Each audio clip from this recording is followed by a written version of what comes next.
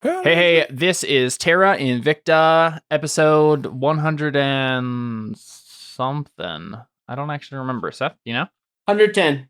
110. Yes, 110. Has a day passed in like a We have while? been on one day for quite a while here, mostly in the Wells of Darkness. I think it's ever since you got to the Wells of Darkness. I We've was been gonna on July say it's 15th. we did like refresh stuff, but I don't. Yeah, I think you at least got a short rest, but Yes, it's since still we've July done 15th. Well, that. no, But when we got our boon, we reset everything. yes, but time has not passed really. Yes. Yeah, you guys are still in the Wells of Darkness. You've just finished dealing with everything that Demogorgon had as a trap for those who tried to free Shamiamore, right? The river Styx, or rather the River Nile, in a deluge upon Anna and friends, and Anna, almost got affected by it, but then made her intelligence save. She's smart. And managed to shave her and Shamiamore, and you fought a bunch of drow riding mechanical spiders, and all your friends showed up, and everything was going great.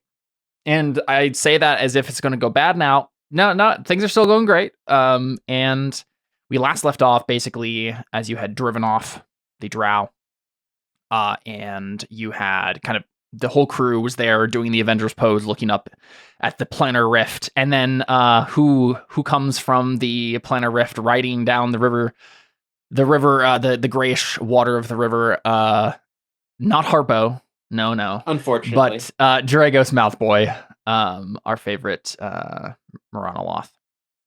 I'm so glad that nickname stuck. Yes, it's been 7 seasons or 8 seasons, and it's still around. Last we heard of Dragos, he had been helped in his escape by Anna after Audrin wanted to murder him. Take we did too, but it was Audrin who made the call, being bloodthirsty and possessed by the abyss, basically. And we knew that her and Anna and Dragos had made some sort of deal. I think we established, Emily and I had talked about this, and we have established what that was, and it will become obvious in just a moment here. But I won't necessarily say anything about that now. And we're gonna basically pick up immediately after that. You'll be able to talk to Dragos. You'll be able to talk to, more importantly, with Shamiamore and actually get the secret, right? Like, what is it that is Demogorgon's weakness? What can we use against him to actually defeat him? Pastries. But what I want to fried pastries. Yes, he just likes them too much. I do want to start. I think we get a. We saw that shot of all the heroes, all your friends back from the dead. Phoenix powered up. Everybody's got their boons. All looking up at the planar rift. I do want to focus in on Audrin for a moment as we kind of see him. Let me see how I want to frame this. I know we're going to end fading back in on Audrin as she's looking at this, but let me double check my notes real quick and sneeze. There you go. Got that out. Taking a look here. I think. Bless you. I think what we get is a bit of a recap in the kind of, animation sense, where when you come back from an episode, you kind of see some of the past stuff happen again. My Hero Academia is egregious for doing this, just like constantly flashing back to stuff that's already happened over and over again. We kind of get some of that, and we see the finishing of the ritual that Git did. Where he kind of said goodbye and headed off into the bright burning pillar fire, and everybody got powered up and stuff. And I think we go back to Audrin. We see Audrin in that flashback right back at the well, looking in on Tavi and whatnot. Or maybe I think you might have been already on your way to help Anna at that point. But we see Audrin, and we get some voiceover. We can tell it's from Git, and this is like what Git said to Audrin in his last moments before he left, as your connection was fading, as he left.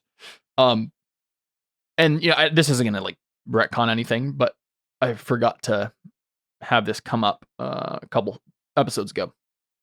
Audrin, you heard Git basically say, he says, and I think probably just in like the voice you hear in the telepathy, right? Where it's not really his mismatched voices. It's just a normal voice. And he says, "Remember your mission, Audrin. That's still ahead of you. I tried to stop it. I tried to find out what I had done wrong. But I couldn't. But I think we both know the secret now. Remember, fix my mistake. Stop the madness of the tieflings. Demogorgon, he set up a pattern that I could not reverse, and I could not find anything before I was called here, and Theratni brought us all together. But it is all right. I see in your mind now that you know what to do. And so, a burden leaves my back. Yeah. I don't know if you have any last words, Sam. Nice birdie. Paul, you want a cracker? He just says, "Wow, okay, Audrin, bye." but basically, this is just like Git, like in your connection that you all have, like the telepathic connection. This is something that Git was still worrying about and didn't have an answer for, and now that he's connected to your mind, he sees that like, oh yeah, you had this thing about the reverse shadow pearls that you were going to do, and he basically just tells you like, don't forget, like you got to do that, you got to save them. Yeah, I think Audrin says,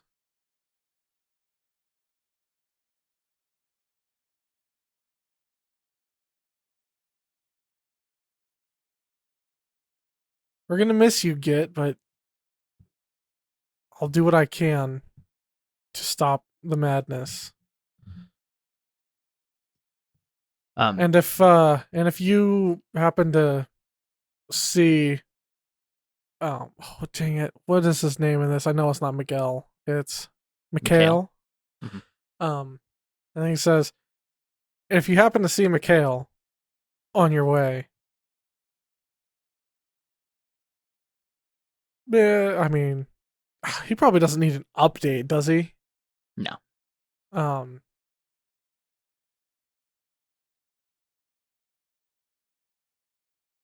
I will give him your regards.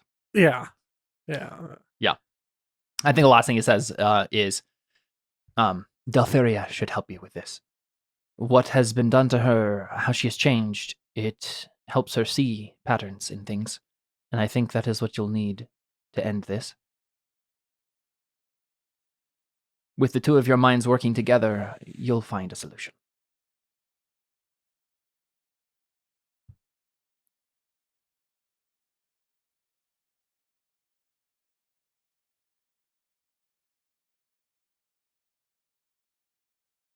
And it's okay if you don't have anything else to say. There's a part of me that's questioning whether or not I say anything about. Do you have any advice on how to stop Takewee's sister without offing Takewee's sister? Do you ask that? Something along those lines. What I keep forgetting her name. What is her name? Zanaya. Yeah, I think Audrin just says, any advice on dealing with Zanaya? Oh, look at the time. I must go now. Bye. No. Okay, I see. Good luck with that. Yeah. Yeah. All right, yeah. Go ahead. Fly away, Birdman. Yeah, I mean, I think he says, the lead that you were following back in Broken Reach, it is a good one.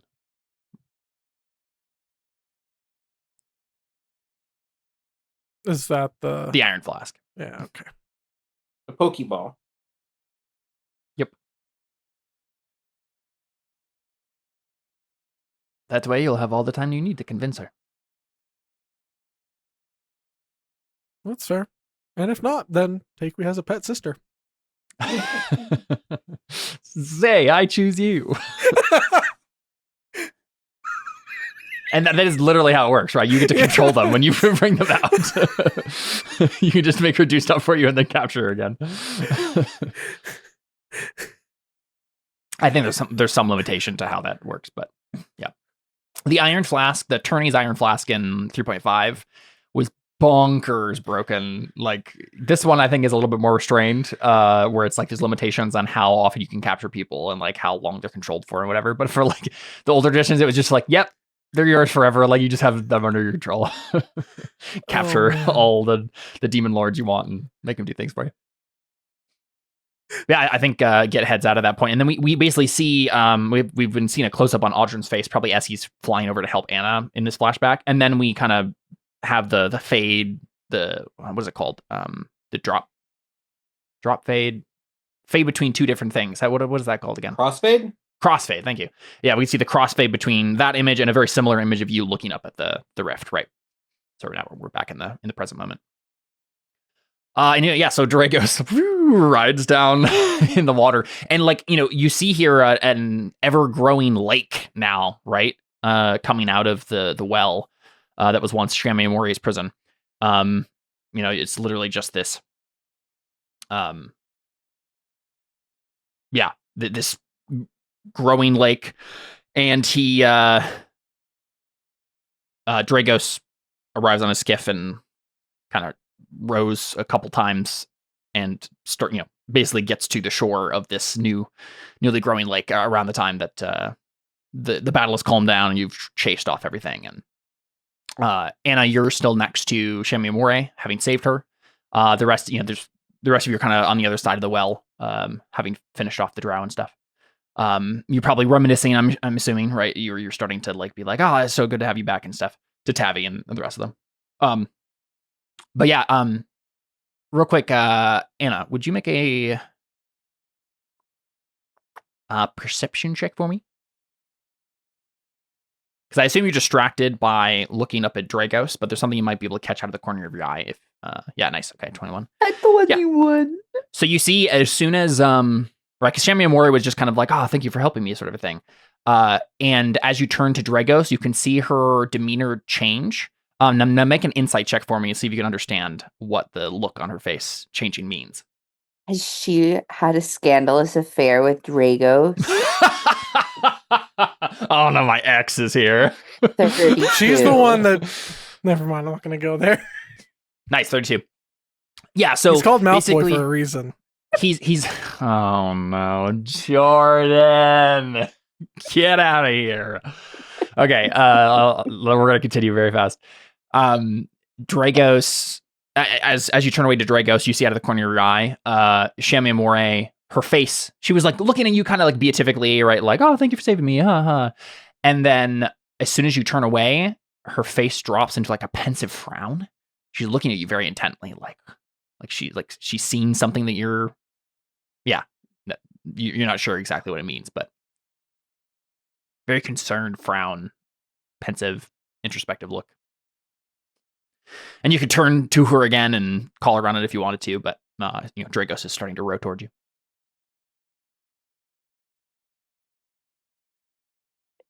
Do you know Dragos? And like she's looking at you, not Dragos, right? Yeah. But yeah, she frowns and she recovers quickly as soon as you turn to her. She like tries to go back to the face she had before, kind of this like uninterested, aloof expression. And it takes her a moment, and then she turns to the Miranaloth as he rose up. Again, very expressionless skull face of the Miranaloth. And she says, no, just Miranaloth. They used to work for Charon back before he was killed with the rest of the Greek pantheon. But I suppose they all still have the what's the word? Not what is this? Oh wait, never mind. I was spelling it wrong. I found it now. Okay, he used to work for Charon. Basically, it's like Charon, right? It's like yeah. Right, they're like skull-faced people in. I just forgot. And I looked it up, robes. and I was just spelling it wrong when I was looking for it. Yep. But basically, she says, I know they all still have the. Again, there's a term that I'm forgetting here, but like not impulse exactly, but obligation. Gaish, probably she says. And they also have the Gaish to protect the River Nile or the River Styx or whatever you want to call it at all costs. But Did they unnerve Protect you for the some Nile from reason? Like, I'm trying to understand why she's did they unnerve me? No, of was course not. looking like that. Like, And again, look, with your insight, I think you can tell that it has nothing to do with the Moranoloth. It was that as soon as you turned away from her, she felt free to have an emotion on her face that she didn't want you to see. Okay. Yeah. What do you guys do? Dragos rose up. And I'll tell you what he says unless you interrupt him or do something else before. Probably just like, Dragos, hey, you made it. I think Audrin says, I owe you an apology. Yeah, as the skiff kind of like hits the shore of the growing lake, he turns ever so slightly to you on the other side of the well, right? And he just says,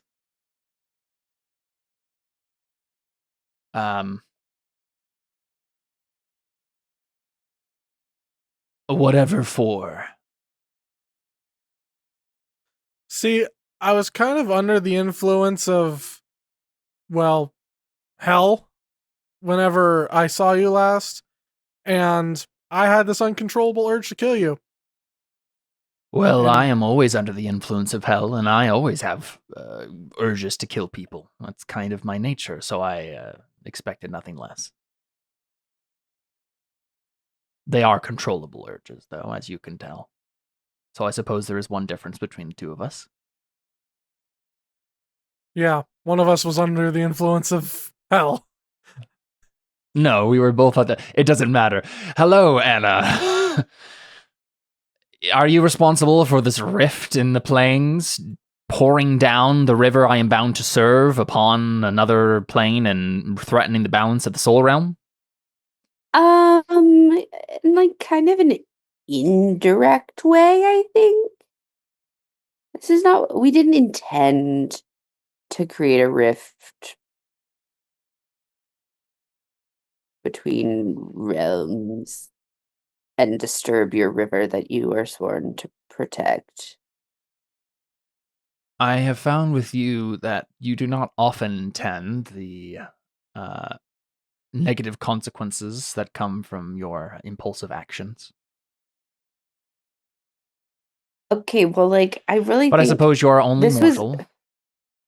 And at that, real quick, at Dragos, that, as this soon was as not- as soon as you when you guys are having that conversation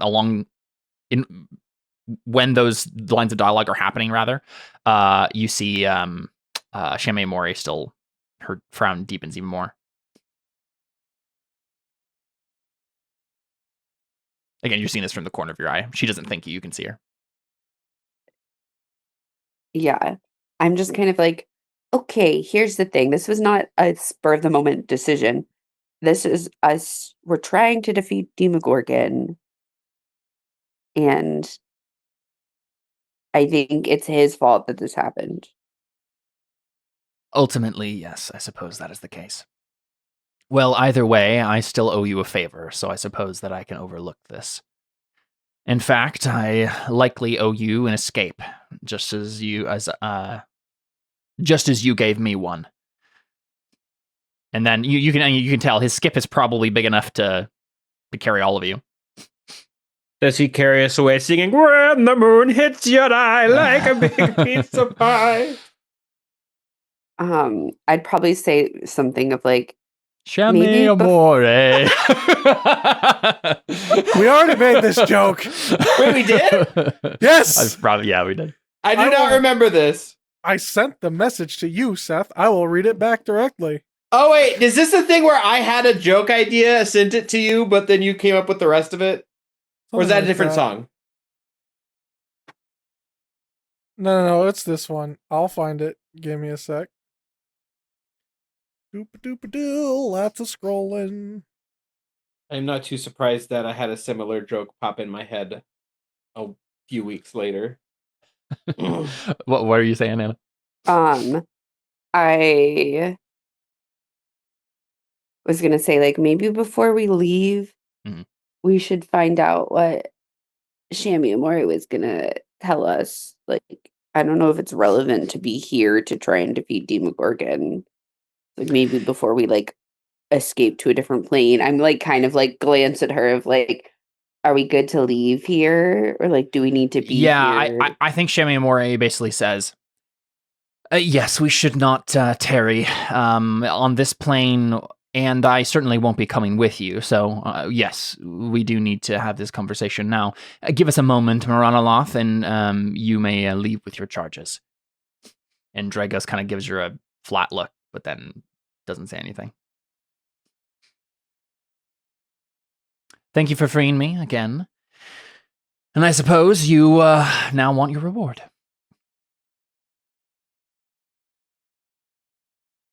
Yeah, you make it sound like it's that we don't want the same thing here. I don't know, I certainly want revenge against Demogorgon. Yes. Okay, I'm just being. It's just that the GM playing me right now is still trying to find the document that I need to tell you the thing you need. Just want to make sure the way that I'm like, your tone was making it sound like you're kind of like, okay, here's your reward, and I'm like, I kind of think it's a win-win-win. With your 32 insight, you can tell that she is trying to play up some sort of aloofness here, mainly because she's frazzled by something, very frazzled by something that she's witnessing from you or someone, you and you guys in general. You're not sure the situation. So you could press her on that, or else I'll just give her. Yeah, I'm probably just gonna be like, do you like need a second? Are you okay? I'm quite fine. I mean, like, if I were imprisoned in a weird death well for a really long time by an ex, and then suddenly got freed by these people and had this happen, like, I think I would just like need like a little second to take some deep breaths. We can do a little quick meditation if you want. She stares at you and then kind of rolls her eyes. Okay, like, I get you're not the same vibe as me, but like, I can tell something's going on in there. I think she gets a little impatient and she says, "Do you want my information or not, child?" Yes. Very well. Demogorgon, Prince of Demons, he is his own worst enemy. He is in many ways two creatures that share the same body. Amuel, his left head, is the more charismatic and calculating, while Hethrodaya, his right head, is more impulsive, feral. Each views the others as inferior, and each believes... Could you put these, put the names and stuff? Mm-hmm. I'm trying my best to pronounce these words. Each views the other as inferior, and each believes the other incapable of outfoxing itself. It's really rather cute after a fashion.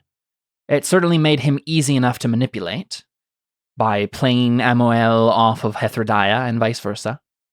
Both of his heads have long sought ways to achieve dominance over the others. Even before they betrayed me, Amuel and Hethrodaya had hatched independent plans to take control. Amuel's is to murder Hethrodaya and use the life energy of the Bastion of Unborn Souls to cauterize the wound. I have my doubts that would work. Hethrodaya's plan is much more insidious. He planned on seeding dozens of material plane cities with madness. He called it a savage tide. The resulting eruption of insanity could then be siphoned into the gaping maw, where he could use the energy to absorb Amuel. In effect, Amuel wanted to shed his unwanted half, while Hethrodaya wanted to absorb it. A much stronger plan. I always did like him better. If you seek to oppose him, take warning. Demogorgon is not one to be trifled with. Even I wasn't able to deceive him for long. What hope do you think you have? No, if you want to even have a chance at stopping him, you need to distract him. That is Demogorgon's weakness. Each situation he faces brings 2 reactions, not 1. And when faced with multiple dangers across multiple fronts, these reactions can paralyze him. I've seen it before on a small scale, as he's been forced to deal with uprisings and invasions. I quiver to think how he'd react to something on a larger scale. Say, perhaps, an invasion of Gaping Maw by the armies of multiple enemies at once? In any event, I need to be away from this place, to go into hiding before he tries for me again. I have much to rebuild. I have no interest in tangling with Demogorgon again soon, perhaps ever. But if you feel suicidal, then have at it. Build yourself an army. Multiple armies if you can. And invade Gaping Maw with all of them at once.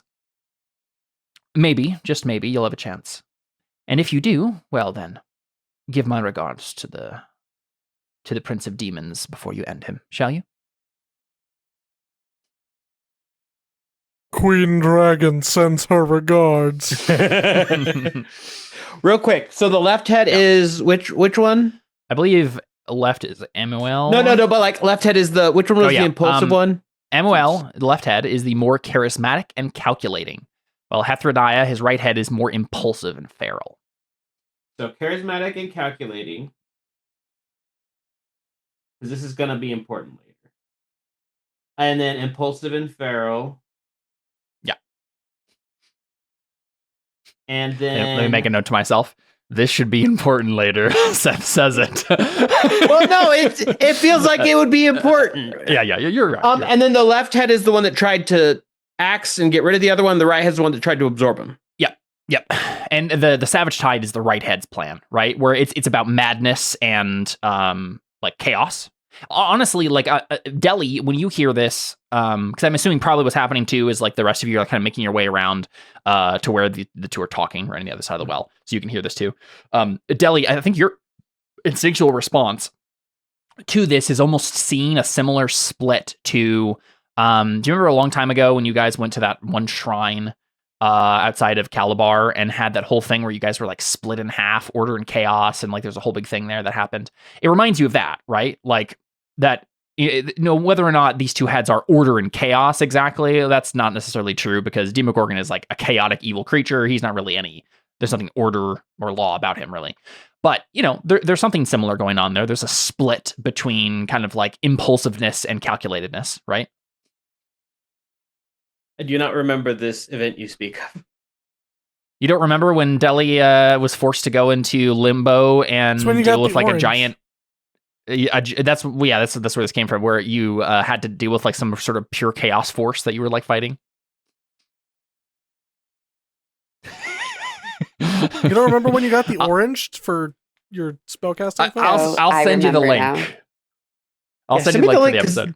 This is not sounding familiar. This is how long ago was it? This? Was like 2 years ago. So exactly. You guys realize how much has happened in the last 2 years, and how not to like denigrate this, like, but how low on the scale of importance that is of all things. Yeah. Okay, but you know what isn't on the scale of, that shouldn't be on low on the scale of importance, and we said a long time ago that I found because I was trying to find the moon boon thing. Never found that, but instead I found a message from Caleb 44 weeks ago that says, "Ooze is on the moon, Jordan." Oh, yeah. That's when I was making a bunch of campaign ideas for Terra. Yes, just for the Terra world, and came up with an idea is on the moon. No, oozes. I came up with an idea for basically a space race campaign where we would... Anyway. Okay, I raise you one better. Just one quick idea for that. Uzis on the moon. Yeah? Uzis on the moonsies. Oozes with Uzis on the moonsies. Oh, yeah. Dressed as Sailor Moonsies. Okay, anyway. That's what you get out of that, Delhi. It reminds you of that. Reminds me of something that I can't remember. Well, the main thing that, I think the most evocative thing that happened there from that, like the split thing, was with Anna, because like her body left in the material plane was like just following everybody's orders perfectly and did nothing else. And then when her like astral projection went into limbo or whatever it was, she like was constantly impulsively reacting to things and just running around doing whatever she thought of first. That's what you remember. And you were in there too, Deli, right? You both got trapped in there. I just don't remember. That's fine. Deli remembers, and she thinks of it. Okay. If Deli remembers, that's good for me. But yeah, so Shami Aurora, and you can tell that like she's probably rehearsed this speech. She knows that this is probably the only reason anyone would ever let her out, is because she knew this secret, and so she's prepared this speech. She gives it very eloquently, and she's trying to hold herself very aloof while still the whole time, Anna, giving you looks like almost like she's scared, you think.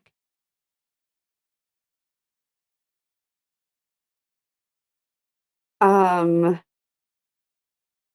guess I kind of am just like, you don't need to like travel with us with everything you're doing, but do you want to come with us out of this plane? I have my own means of escaping the wells of darkness, now that I have escaped the well itself.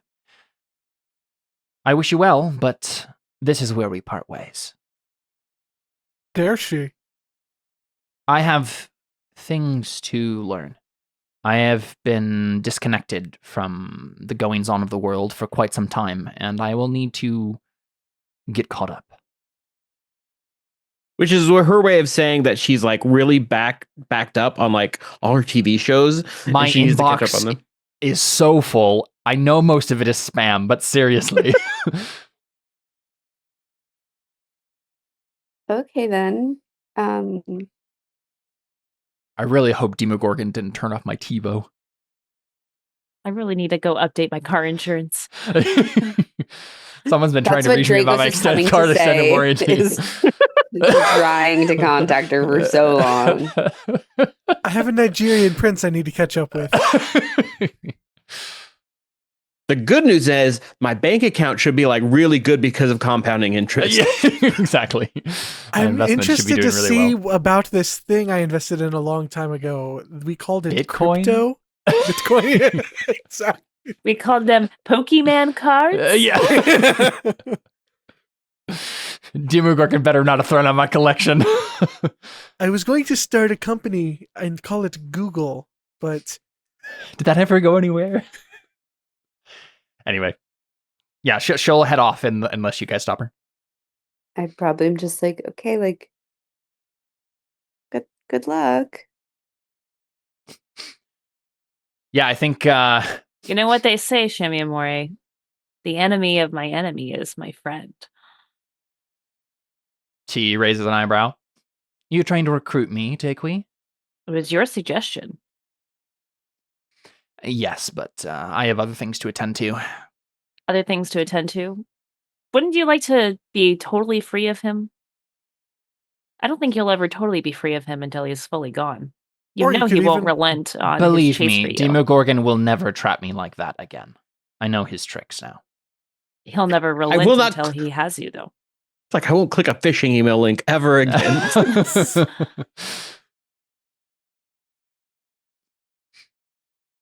Yeah, I mean, I think she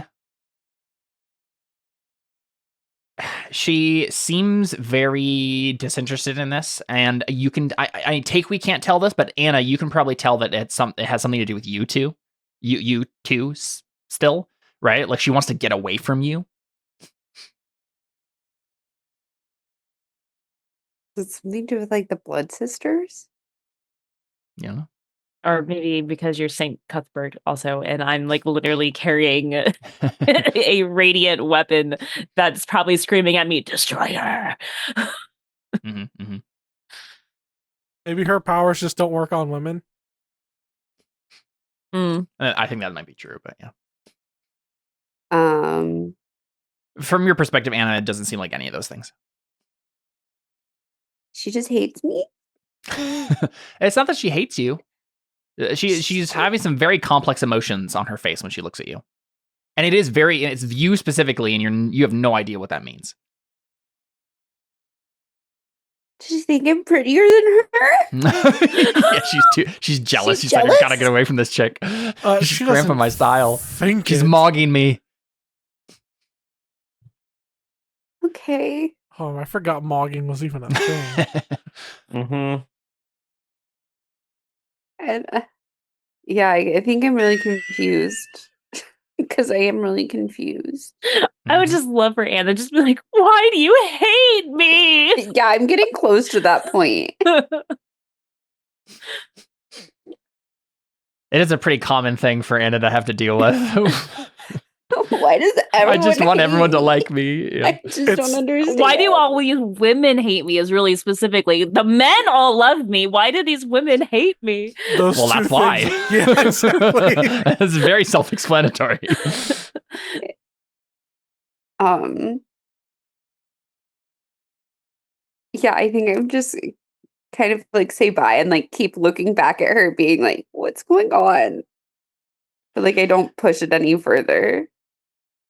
I think before she leaves, she does look around, and she sees, there's several men here in the group, and I think she kind of casts a glance around, and she says, "Unless, of course, there is someone who would like to join me in rebuilding my empire. I am, of course, in need of a new consort." Most of the NPCs, the male NPCs, just kind of look at each other like, I think the answer is no, right? Like that's probably not a good idea. But I give all the men who've ever had interest in me a look. Like, choose. No. I'm not worried about Audrin. He's fine. Mm-hmm. I think maybe for just a split moment we see Ronan start to raise his hand and Damien like puts it down.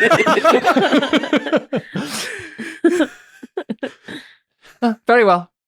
Well, I'll leave you to your Moranoloth friend then.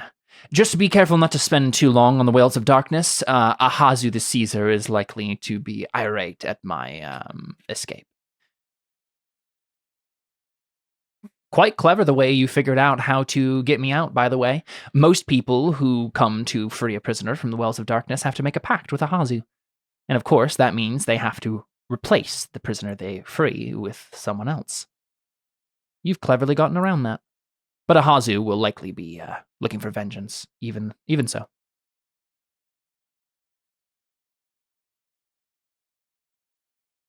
Your little trick with the Pillars of Fire is likely to scare him off for now, but it's only a matter of time before he sends his followers after you. You know what they say. Ahazu, Ahaza, life goes on. He'll get over it, even if it takes him dying. Currently, he is in a state worse than death. Oh, then we shouldn't have to worry about him. For a little while.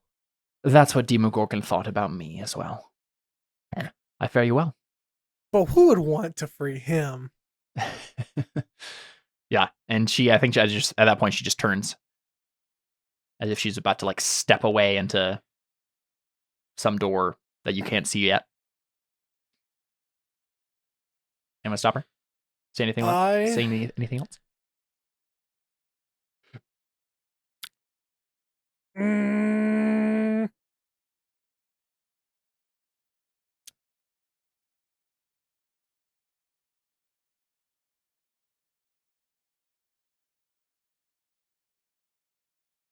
I want to do an Arcana check to see if there's anything, this could also be a history or a religion check to see if I know anything that that she would be able to do that would specifically help with the anti-pearls. Yeah, so this lady is the Lady of Pleasure, right? One of these 9 kind of primordial divine ladies that apparently existed before time or whatever. I prefer to call her the Lady of Shady. Mm-hmm, mm-hmm. So based on that, obviously she has power. Now, whether or not, the thing you need for the pearls, for the reverse pearls, is like turning chaos to order, turning death into life, like that sort of reversal. And likely the Lady of Pleasure, who, as far as you know, is like, chaotic evil succubus type character, likely not going to be the right axis on the wheel of alignment to help you with this. The opposite of the Lady of Pleasure would be the Lady of Pain, right? You don't know. Did we? Yeah, we figured it out. It was the 9 alignments that there's are these ladies. So the Lady of Pleasure is chaotic evil.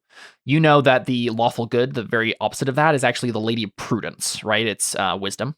Yep.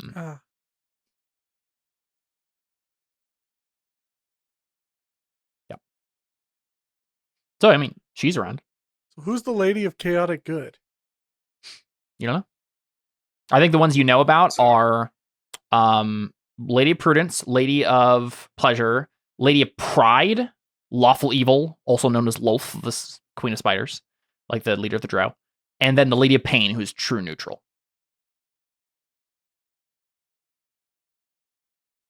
We don't know Chaotic Neutral? Nope. I think I know who Chaotic Neutral is. Okay. The Lady of Fortune. They all have to start with a P, my friend. The Lady of Fortune. The Lady of Pastrami. I knew where that was going. I foresaw that happening. The Lady of Fortune.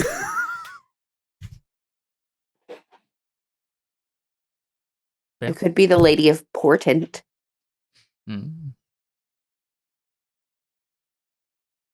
I think Audrin, with his good guessing skills, would be able to guess at the very least what the word would be. If there is a word like that, it would be the Lady of Providence, obviously. And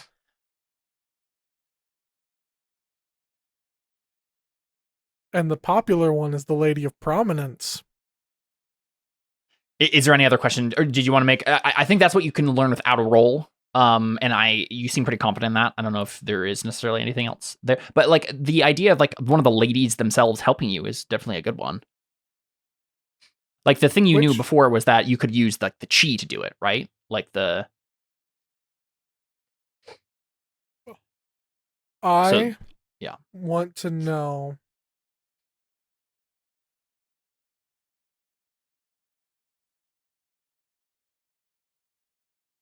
So we know the Lady of Prudence. Yep. Is the lawful good. Yeah. I want to ask her if she knows where the Lady of Prudence is. You're asking the Lady of Pleasure? You're asking Shami Mori? If she knows where she is or how we can find her. Well, I mean, you already know the answer to that question, right? Oh. Like, the Lady of Prudence is wisdom, is Sophia, the goddess of the moon now in the Pantheon. So we gotta go to the moon. That's where those moon oozes come in. Yep. I mean, yes, if you did want to pursue the can one of these ladies power me up, then that would be the person to go to, right? Anybody got a portal gun? I mean, let's be real. Like the next part of the campaign is like get the allies, and obviously one of those is like the Court of Stars, right?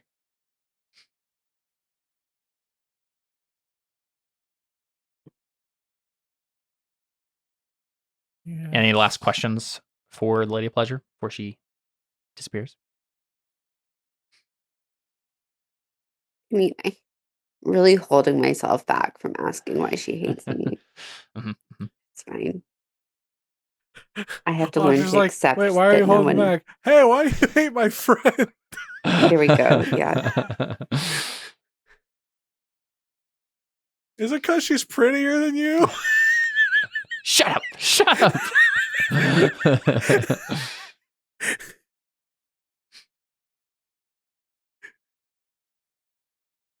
For the record, she has a 28 charisma.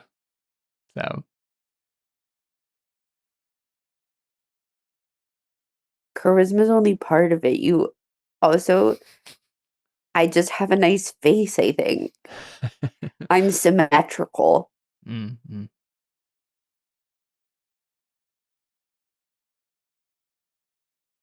All right, I think Shami Moray basically opens what looks to be like a dimension door of some sort, but obviously it would be more powerful than that, and then disappears. And then I think Drago says, well, are we escaping the wells of darkness now?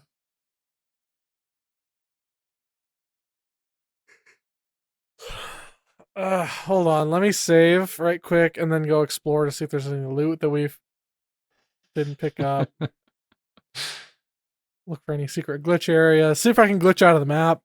I'm really, really good at that, apparently. Gonna spend the next 5 minutes jumping against a wall. Yeah, I'll send that video to them later.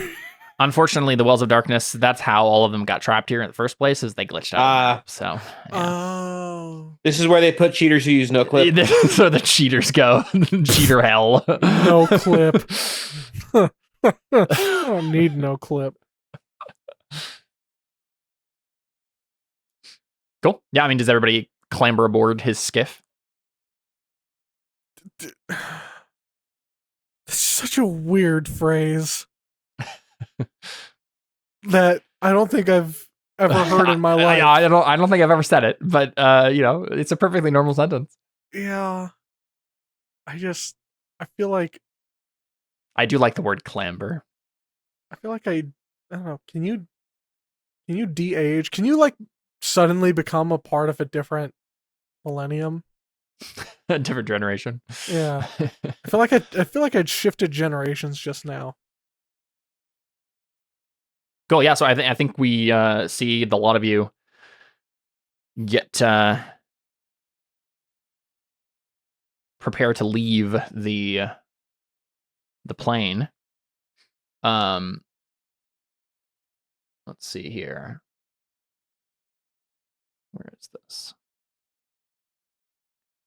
Yes, he turns to face the rift in the sky, and then he has like the boat hook type thing that you would like row on the river Styx with, and he goes ahead and he like waves it, and then the flow starts to reverse, and then you just kind of easily get sucked up into it, right, as the current like. And it kind of, you can see it close behind you as you guys find yourself on a kind of strangely, like it's still I think it would still have to be, it would be like, it's like a jungle river that you kind of go to. You go to another part of the soul realm, basically. But you find yourself on like a strangely brackish river, gray brackish river floating down that with strange alien foliage on either side of you.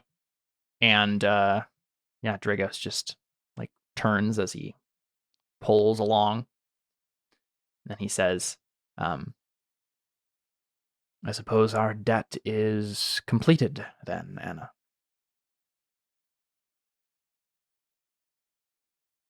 I have a question. Mm-hmm. When the river and water like just burst through and stuff, didn't Anna get splashed by the water? She did. She resisted the save. Okay.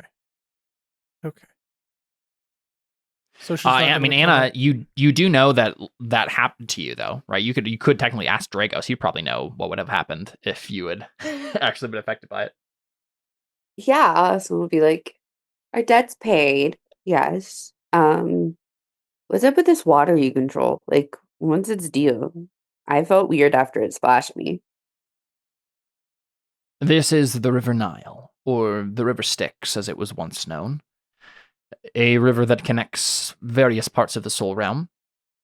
It has flown in many different places for many different reasons, and it changes with its masters. Its properties have long remained the same, however. Anyone who touches the river loses all of their memories. Oh. So it's not true that you can focus on one particular spot of your body and then become invincible except that one part of your body? No, not according to what you know. Percy Jackson lied to me. Yep. So I'm just kind of like, so I got splashed by the water and that didn't happen to me. I don't have to worry about it afterwards, right? No, if your will was strong enough, you should not have to worry about it. And besides, now that you are in my skiff, you are immune to its effects. Just do not leave the boat. You look over, Sally was drinking from the river.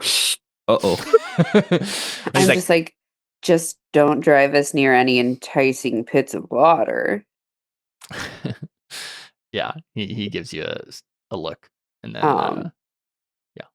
But yeah, I just am kind of like, yeah, I guess that means our debts are paid.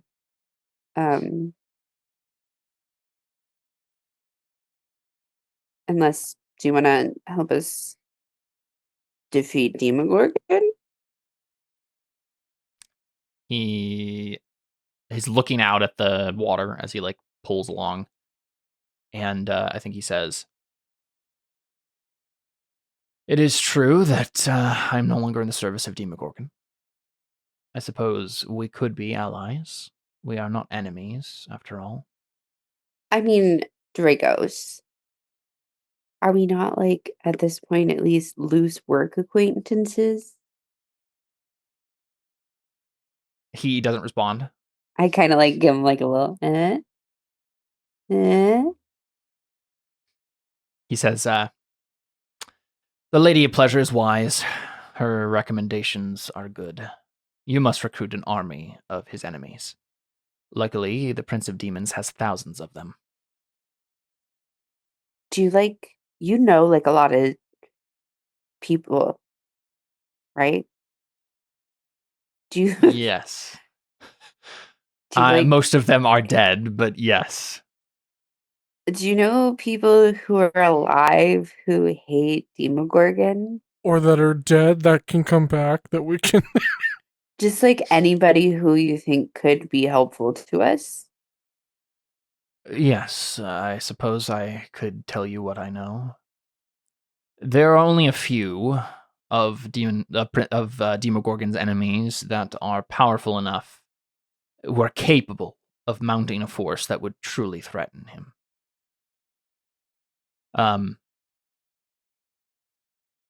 As you no doubt know, assaulting Demogorgon alone, no matter how powerful you have become, is a suicide.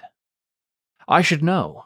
I've taken enough of fools who have tried to cross Demogorgon or another demon lord in the past across the river over the span of my life. After Charon was destroyed, the rest of us Moranoloths have taken shifts tending to the river. And he says, yes, you need allies, distractions, and allies. There is, of course, the Dark Prince, the Lord of Undeath, the Prince of Vermin, the Court of Stars. Yet I know not which ones would make good allies, nor how one might secure their aid.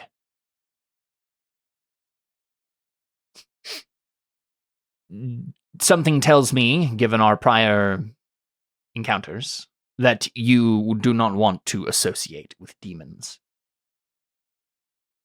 I'm surprised, he says, as he turns back to Takui, who I assume is sitting kind of tensely in the skiff somewhere. I forgot what sentence he was saying, but he was going to basically say something along the lines of, he said, I'm surprised that we haven't already had an altercation like the one last time. But I suppose your friend made it clear that that was because he was possessed by hell, as he put it. Is your friend similarly possessed? He looks at Takui, knowing that you know that he means just normally, not I'm just kind of no, she just really hates demons. Sorry, sorry, bud. We are a very hateable race. We are indeed cosmically unaligned with your kind. Do you hate your race? I hate everything. It is part of my nature. I Do do you? as I am told. I do as I am told by contract. Nothing more. So if you didn't have the contract, you wouldn't hate anything? No. I hate everything by nature. I also obey my contracts by nature. And it is a contract, a similar one, that is keeping me from killing you now. As has many of our encounters been before. Always there has been something holding me back. I must be honest, Anna. And he turns to you. We are not friends. I am a creature of incarnate evil. I have merely been harnessed. Whose contract? Actually, is that something we already know? No, that's a good question, Deli. You caught Yeah, it. she's like, because, well, I mean, she's thinking of this, not like, honestly, the person who would be asking this would not be her. It would be, it would be Vren, but given the situation, she's the one who thinks, like, whose contract? Yeah, I mean, like, I'd be curious too to be like, we're not loose work acquaintances. I'm more so wondering who's wanting to keep us alive, because they sound like an ally. I mean, is it just the Lady of Pain? What's happening? Audrin is wondering, wait, can I make a contract with him that he says he's contractually obligated to not hate anyone? That he has to love everyone? I thought you were going to say contractually obligated to be our friend. That too. Like, can I like make him contractually obligated to like love us? I don't know. I think the whole nature of love is that it can't be forced. I know, that's why it's so funny. I mean, you could certainly have him be forced to act as if he loves you, right? That's the point of all of this, is like he can be forced to behave in a certain way. He cannot be forced to desire or think in a certain way, right?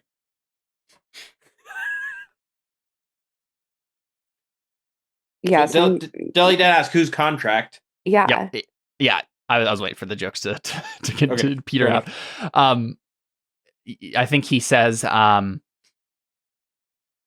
you say that you need allies. Well, I must say that my arrival was not mere coincidence. I was sent. This was merely a good opportunity to bring you somewhere.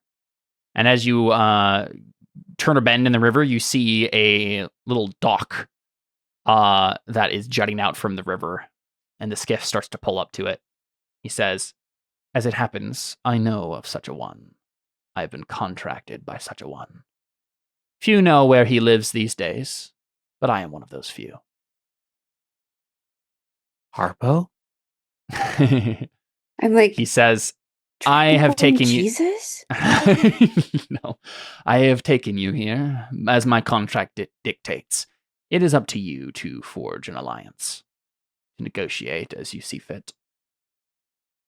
A strong alliance and the world's most awesome band. he brings the skiff up alongside this dock. To knock and ESD. And you see a. Let's see. How do I do this? I'm trying to find the description of the thing that I had here. Where in the world?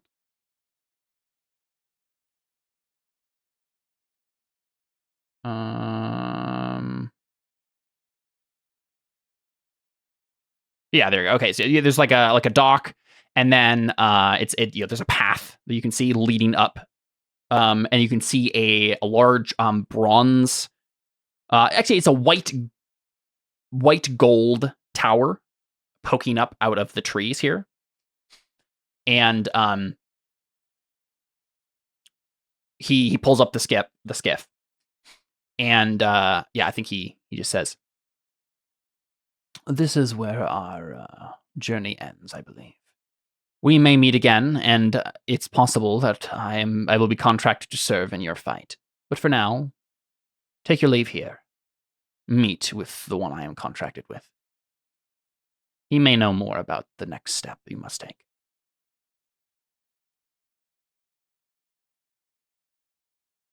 And real quick, I would like to flash back briefly because I think during that period, Deli, I think you were having a conversation with Lavrella. Because likely you would have wanted to touch base with her and she would have wanted to touch base with you about some stuff as you guys were traveling there. And there was some time that passed there. I'm imagining that at the end of that conversation, you like caught the tail end of what Dragos was saying and said, contract, right? But let's flash back to that briefly. Okay. So Lavrella is probably, she's sitting in the skiff next to you and she's used some magic to heal the wound in her neck that came from the snake, right? And as a reminder, Lavrella looks like this. Was she She's an Azamar. Okay, I thought so. So that's one of the reasons that her hair is this color. It's kind of like a silvery, kind of pinkish purple. It's very metallic and shimmery. But she's dressed as a druid. More of like she's dressed in, I think, what's the color I'm thinking of? Maybe like a rose colored clothing. And as in like the rose. There's a shade that I'm thinking of. It's similar to her hair here. Ink. Rose. Yeah, rose is an okay color for what I'm thinking of. Anyway, she's basically dressed as she is for being part of this like Order of the Stars or whatever, this like Circle of the Stars. She seems to have like some geometric patterns and constellations and things on her clothing. She's kind of wearing like a mix between like robes and like maybe you would think of them as maybe like performers' clothings, like similar to maybe what she wore at the circus, right?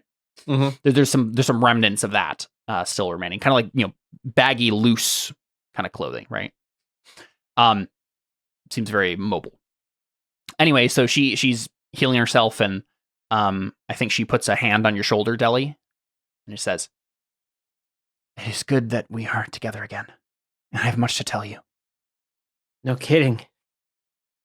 I'm glad that you were able to escape me. I'm not sure what I could have done to you if you hadn't been able to outrun me. I'm glad we didn't find out.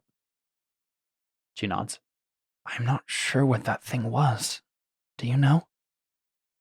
Do I know? Do I know, Caleb? You can make an Arcana check.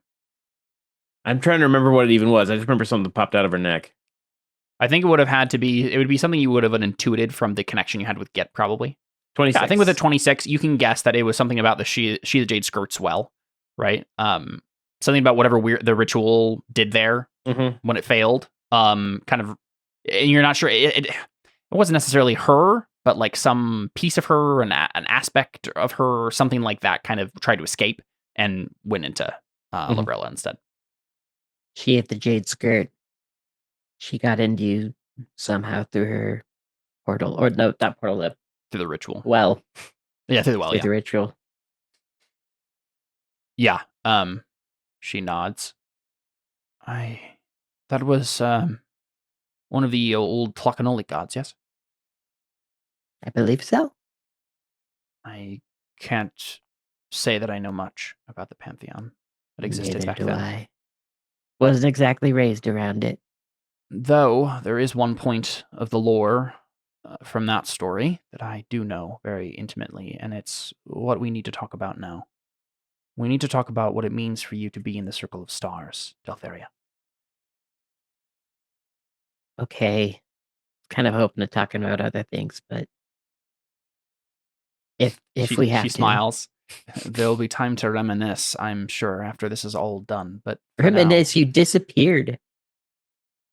And I find you dead. I had work to do. Deli, I'm not sure how you became one of us. Probably just providence. The Circle of Stars is an ancient druidic order, charged with guarding the world against threats from beyond the multiverse. Dang. We read the heavens to track and contain the influence of the far realm and the elder evils. We use the constellations and celestial magic given to us by the soul realm itself. And you can, I mean, you're seeing the stars above you right now, right? Mhm. And as you're on the river here, and as I mentioned earlier in like I think the beginning of season 9 when we first started getting Delhi's Circle of Star stuff, something about it calls to you, right? Is you're being drawn in by these stars. The stars here seem different than the stars in the material world. And so so she said they're essentially The Circle of Stars is essentially Men in Black of this universe. Yeah, a little bit. Yeah. Sure, yeah. Protecting from extraplanar entities. From extraterrestrials. Yeah, exactly. Yeah. And she says, we are the last line of defense against the unmaking of reality. We exist to impose order upon the chaos of the void, to track, to use the patterns in the stars above us, to create seals that will prevent what lives in that blackness from ever reaching us again. So the Devourers. Yep. Exactly. She says, wait, and Dylan would interject, Jack, real quick. Yeah. If this is all true, how did you get kidnapped by Davenport? I wasn't a member of the Circle of Stars before that. I was just Fair a enough. druid. It was only after I left that situation. As a quick reminder, this was only about like 2 years ago at max that this happened. Yeah. Maybe a year. She says, I was recruited by the Court of Stars. The Pantheon, well, they have taken the place of the Circle of Stars for now, but they are trying to rebuild our order. One of the gods that I met with most specifically is a feline god named Pungarban. He is. Can you spell that? He is a god of nature, a natural patron of us druids. He doesn't know much about the Circle of Stars as it was, but he wants to help us.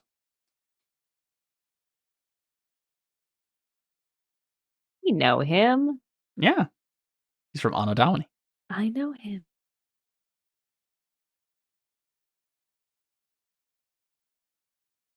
So he's just trying to start this old thing up again?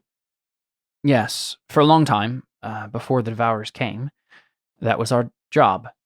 I can't pretend to know much about it. It was a secret order, as many of these druid circles are. But Pongerban seems to have reconnected with something. There's an ancient ruin near where his domain is. A place called England, a ruin called Stonehenge, that was an ancient ritual space of our order. There's this much is to the rebuild. second time today Stonehenge has come up in my life as a subject. Okay. Which isn't a lot. It's weird that But it it's happened. weird that it happened twice. Yeah, and I think she says, Deli, since you became one of us, you've noticed it, haven't you?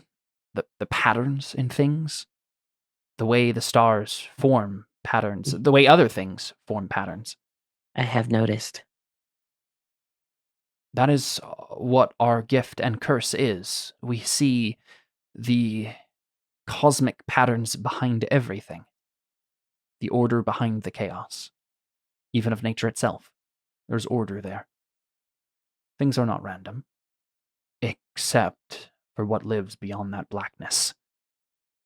That is chaos. And there is one entity in particular who has been trying to... That chaos is trying to return Daltheria. It is a primordial force of chaos and destruction. He is known, if he has any name, as Zurgoth, an ancient elder evil from beyond the stars, an embodiment of madness, entropy, unmaking. Zergoth is the source of the black bile, and thus the shadow pearls. Demogorgon has been harnessing Zergoth's power throughout his campaign to spread the savage tide on the material plane. He's using Zergoth's influence to sow chaos and to fuel his ritual. Deli, I can see it in you. I saw it the moment you arrived at the well. I see patterns too, Deli. You've touched Zergoth before. And in the end, Deli, you must face him again. I have? In the end, it doesn't even matter. And this is another thing that happened in that session that you don't remember, Seth. Again, that force of chaos, that there was like basically to Deli in that session, it was basically like you just felt like kind of a primordial chaos that you had to like fight against and push against. And that was Zergoth, and you didn't know it. But, you know, in season 2, you touched this thing very briefly, and, you know, you overcame it in the small piece that you did touch. Right? This pure chaos, because you know chaos, right? You lived it. That was your whole life. And apparently, Lavrella can see in you this whole thing laid out, that you will have to face that primordial chaos again. Yeah, definitely send me the episode, because I'm really like, I don't remember this at all. It'll be important to remember, I think. Mm-hmm. If it was season 2, yeah, this was years ago. A long time ago, yeah. I have notes, but like I'd need an episode number. Of course. Yeah, I'll grab it when I get a chance. Cool. And it's probably around that time, right, that you hear my contract with whatever. And you're like, contract? And you guys have pulled up to the dock here. And, you know, Dragos still has not explained who this person is or what his contract said at all. But you guys have pulled up there.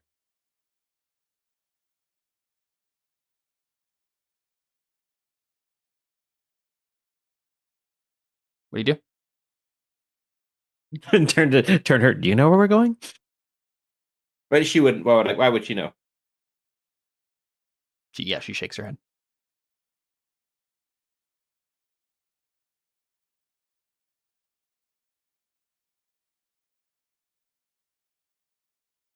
All right, I guess we get off the boat. Yeah, Tegu just leads the way. Dragos, I'm eager to get off of it. Yeah, so. Dragos is looking at you as you step off, kind of, you know, calculatingly. You escape me once again. Mm-hmm. Everybody get off? I'm gonna stay on and hang out with Dragos forever. Audrey, he's not our friend. He hates us, actually. Wow. Anna's having a really rough day. Shami Amore doesn't want to be her friend, and now Dragos isn't her friend either. Like, Dragos has never been her friend. I didn't even want his friendship. I just wanted his loose acquaintanceship. She doesn't even have a Luna. Just give him another contract and he'll have a loose acquaintanceship with you.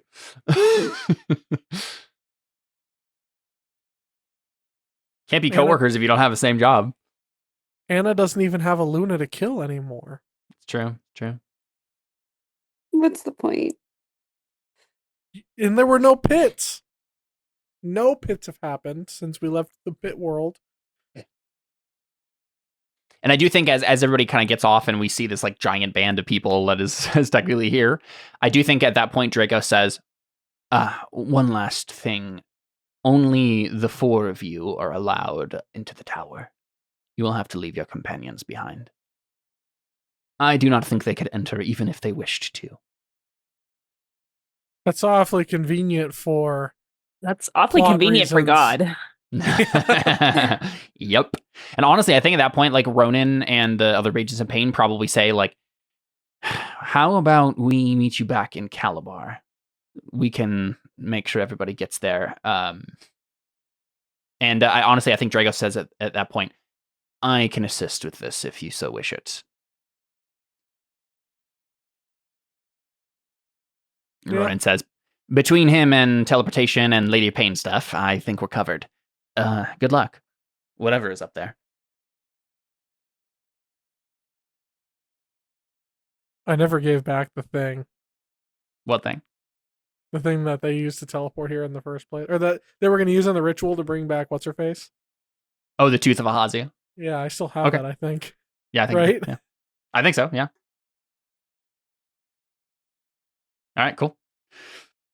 Yeah, so we see this, it's a dock that leads to a path. And I think there's probably like some stairs as well, kind of rough stones pushed into like an incline that eventually, a path that kind of winds up to this white and gold tower up at the top of this hill.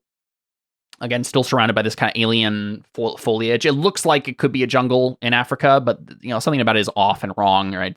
This is soul realm stuff. It's weirder than it should be. Do you guys just go up the stairs? I don't know what else we do. Yeah. Wait, does Surge not able to come with us then? Yes, Surge and Benedict and Nestor also have to stay behind. They could wait for you on the dock if you wanted, though. Well, can we teleport everybody back though? Like if we do that, I believe so. You have the Amulet of the Plains currently, which should be able to shift you back. I think 8 people total. So does Labrella that could wait too. require attunement? Yes, but I also have access to plane shift. So, and it's 8 people. 8 you and up to 8 willing creatures, so 9 creatures total. I mean, I don't know what the point of them staying here if like we're just gonna plane shift back as soon as we're done with this conversation. So, yep, that makes sense. I think it'd probably be better because then if we need to, then we can if this goes south, right, we could just escape us and not have to worry about anything. And not have to worry about them leaving. So they're going to Calabar, right? Yep.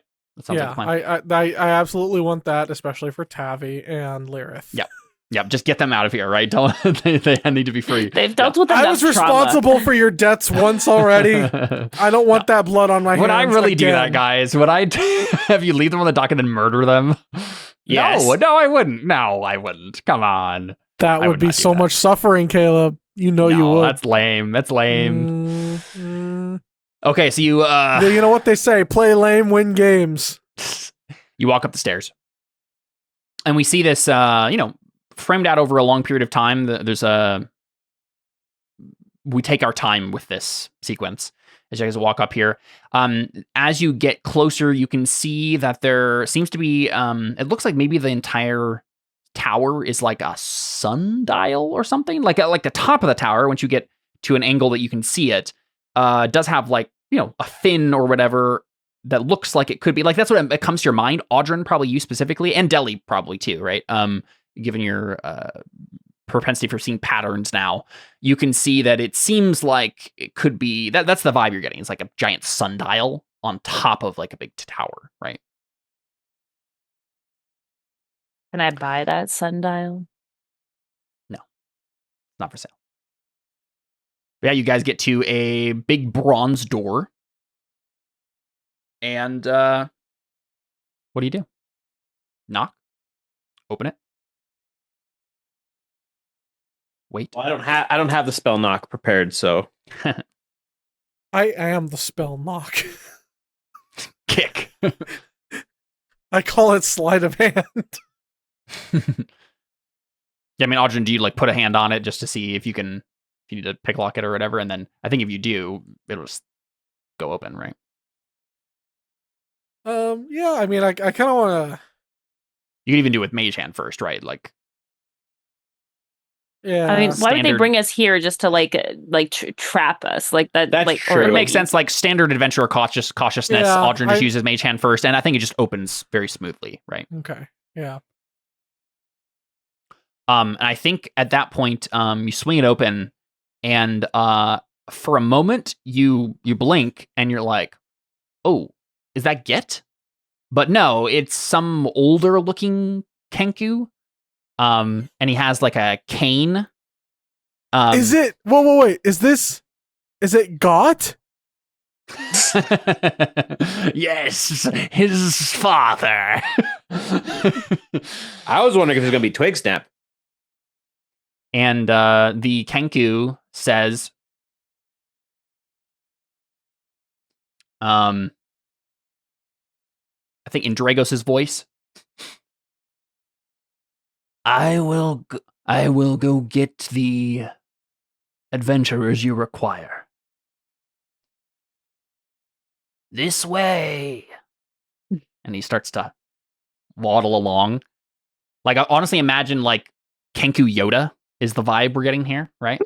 I don't like this, Caleb. Is this him? Are we about to go meet him? And you see before you, a kind of dark foyer, and like a double staircase going up further into the tower. And this Kenku starts to hobble forward on his cane.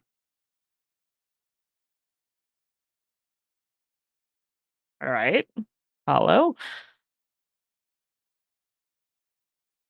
Yeah, everybody going? I want to know You what might kind as well. I want to know what kind of wood that cane is made of. It seems like Give me a second. we don't actually have to. Okay. Is it? It's hellish mahogany. Well, real quick, I think this might be funny. Is mahogany. From the plains of Melchior 7. It looks like a type of cedar to you.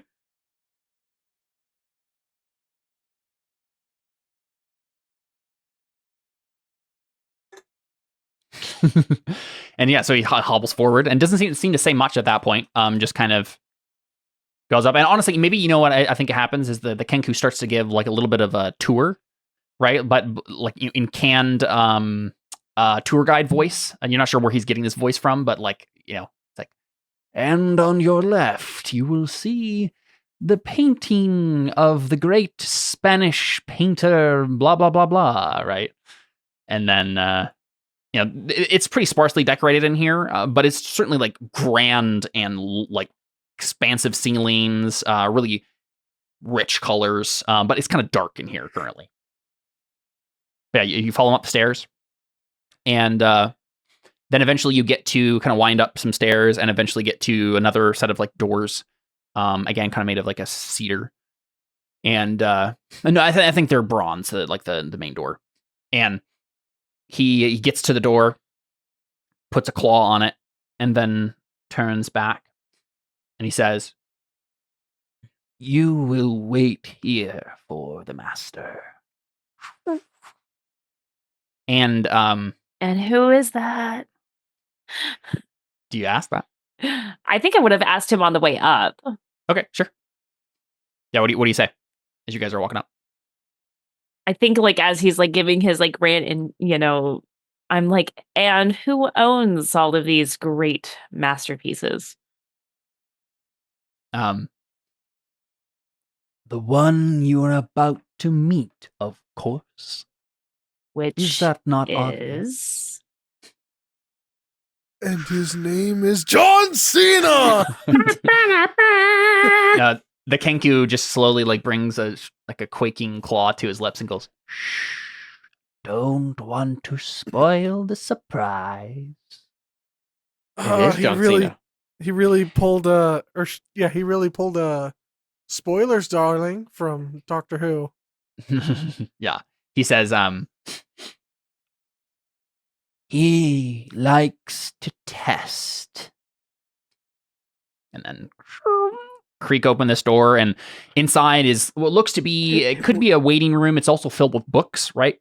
If he really does say he likes to test, Della's gonna grab her sickle or whatever the thing is. Yeah, you right, Jimmy Neutron. Yeah, I forget the actual name of it. No, Johnny Neutron. Johnny Test. Oh yes. Yeah. And the room is like, there's a desk, there's a chair, there's a couple of chairs in front of the desk, right, that you could sit and talk to whoever was going to be sitting in the chair behind the desk. And then rows upon rows of like shelves upon shelves of books, right, in multiple levels, and it seems to go up like quite a ways in the top of this tower, right? Like you're seeing kind of the inside hollow part of the tower now going up. You're kind of in the center, and yeah, lots of different books. You also see an hourglass sitting on the desk very prominently. It seems to be almost finished, going out. Like the particles of sand almost gone to the bottom. And sitting at the desk is an older looking, for elves is hard to tell. An older looking elf woman, dark hair. She looks to be Chinese. She has her feet up on the desk, and she is fiddling with a knife, putting it through her fingers. And she says, "Take a seat. He'll be with you shortly." I hate you, Caleb. I'm gonna hate this guy. I already know it. Are you gonna make me work with him? Is this dark elf? Not a dark elf. Seems like a Chinese elf. Oh, sorry. So is this Chinese elf someone that we've encountered before? By we, I mean as players. Yes, of course. Was Jordan not there for this campaign? I don't think he ever played those sessions with us. Yes, that's true. Okay, that explains why he doesn't know. That's the thing we did when he wasn't here. Yeah. Yep. This is it Yi? If it's not, I don't know who it is. It's so clearly. I think we all know what's happening right now, but they haven't said it yet. Yeah. What do the rest of you say or do? Twigsnap has just opened the door and like gestured you in. Oh, it is Twigsnap to set up. It is Twigsnap. Yeah, literally the moment I was like, "It's the Kinku." Well, we'd established that he had other Kinku, so I wasn't sure if it was actually Twigsnap or not. Why would we have some random Kinku when we can have Twigsnap? I don't know. Cameos, man. Okay, I wasn't sure for sure it was Twigsnap. Yeah. I mean, at this point, like, it's very obvious that there's some sort of like time magic going on that has kept him alive, because Kenku do not live that long. But yeah, that's what happens when you serve him. Of course, he'd been serving him for a while by the time we met him. Probably, I think. Yeah. And honestly, you know what? Let's say then, as a result, Yi looks exactly the same as she did in Terra Nullius, right? It's like she hasn't aged at all. Maybe one little forehead. Yeah, exactly. One line in the animation. Yeah. Yeah, what do you guys do? We were told to wait, so I guess we're waiting. Yeah, I mean, did you ask any questions? Just go sit down. Poke around the books. I think I would probably go look at the shells. Yeah. Mm-hmm. Didn't I get a description of who had the flask a long time ago? You did, and it was this woman. Yep. Does Audrey realize that? Mm-hmm. Audrey goes. Yeah. Good. Audrey goes up to her and says, "While we're waiting, I don't suppose you happen to be in possession of something like an iron flask by any chance?"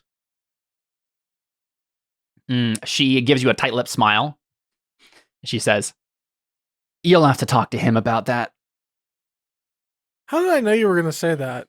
Why did I know that you were going to say that? She frowns. "Well, I try not to be predictable, but I suppose sometimes you can't help it."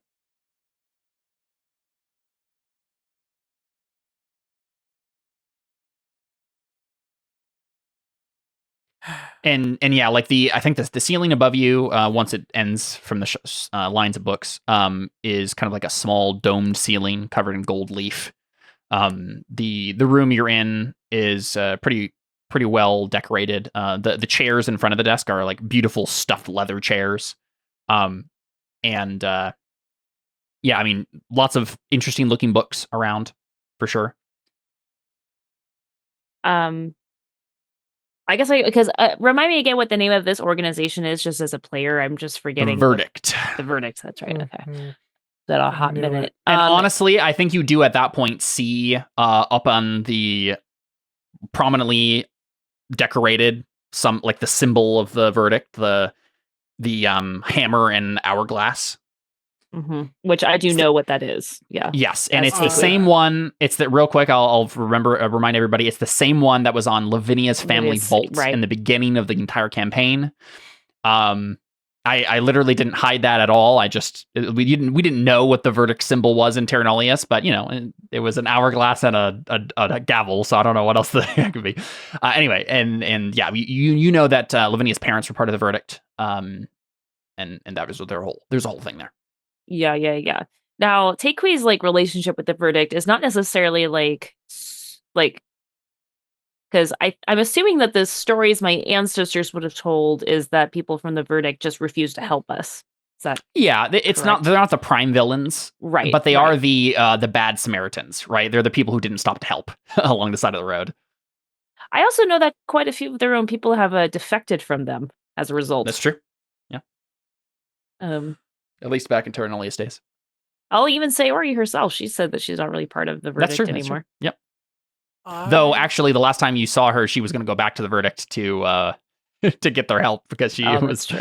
And honestly, I think if you wait here long enough, I had forgotten about that, but I think Sayori shows up at that point, right? I think.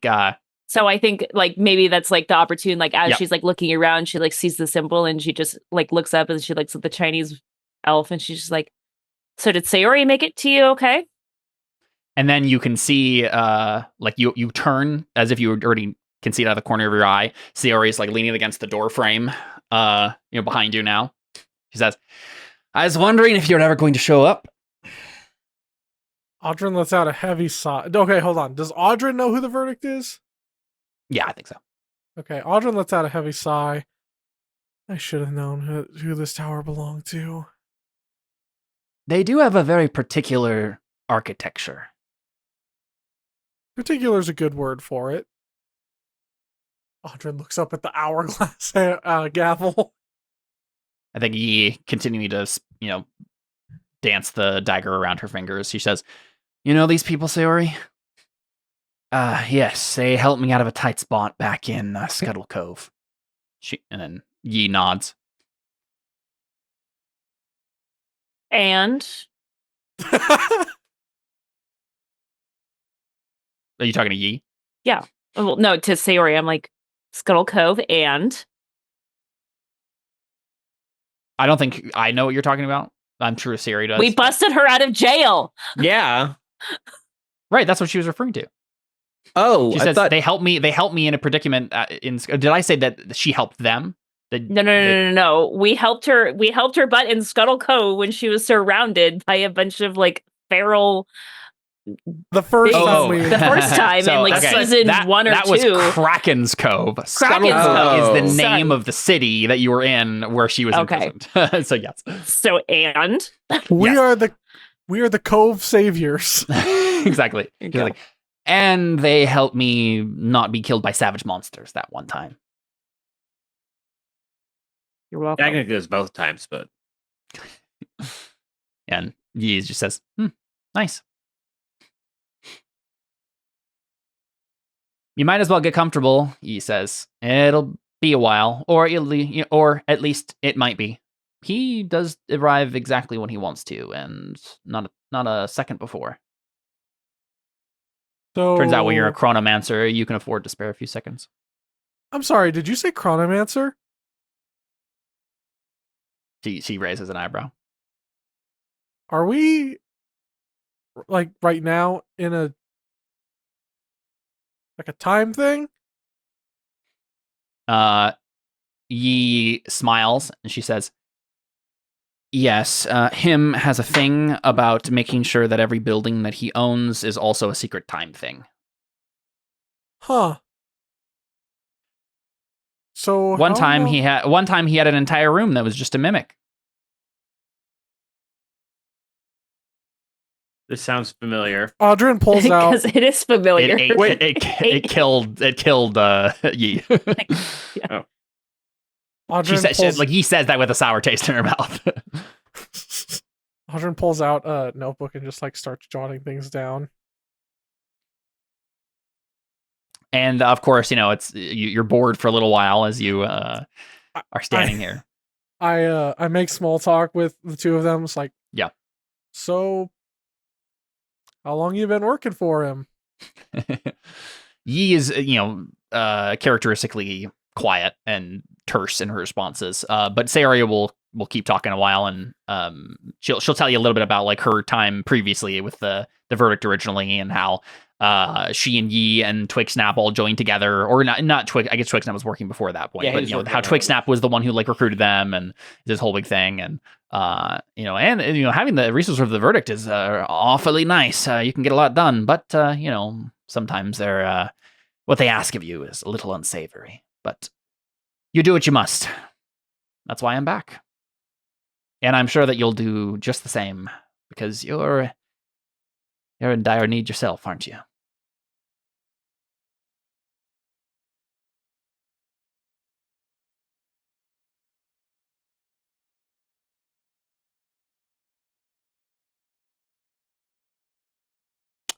Are we in dire need?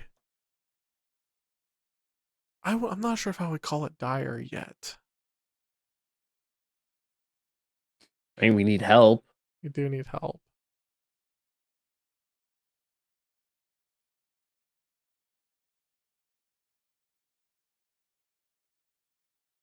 I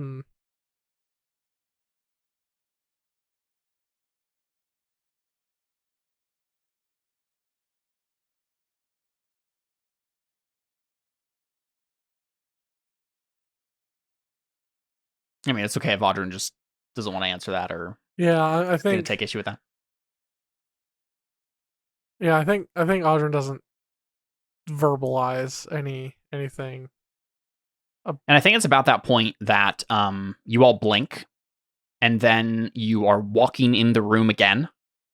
You don't remember anything that has just happened. You have a feeling of deja vu as we see all of you enter the room. Twigstep has just opened the door, and instead of seeing Yi with her feet up on the desk, you see Yi standing to one side, and you see a man in white robes with white hair sitting in a floating chair in front of the desk. Floating like 3 inches off the ground, but like it's obvious it's not supported by anything. And you all have this moment of like deja vu, like you've been in this room before, but none of you remember anything that happened in that previous conversation with the two. Harden's like, whoa, are you a chronomancer? I think I go, so did Sayori make it to you okay? And I think him says, Sayori is on other business. And yeah, she doesn't actually show up this time. And he just reloaded his save. Yeah, exactly. And he says, you've already met Twigsnap, of course. A longtime friend and ally and an assistant of mine.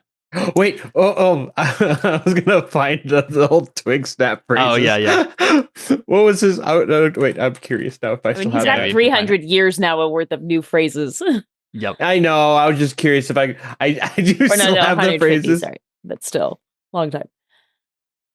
I'm trying to find the. I'll let you find that. But he says, you've already met my friend Twigsnap, and this is my associate Yi. I believe that you were trying to track her down. Yes, Audrin? We have what you need, and you can be assured that your search is over. My parents? No, I'm just kidding. Mom? Dad? It's us. And he puts his arm around Yi. I found the line. Honestly, somehow it actually would work, and I am kind of double thinking everything here, but I don't think that's the actual answer. I found the line, the Twigsnap line I was looking for. It was nobody touch those. yeah. Maybe we see Twigsnap like point to something like maybe like a magic item or something. Mm-hmm. You know what we see? We see very carefully placed on an end table next to one of the shelves of books, a deck of cards. No! Oh no! And that's what Twigsnap says. He says, "Don't touch that." 7, please. Okay.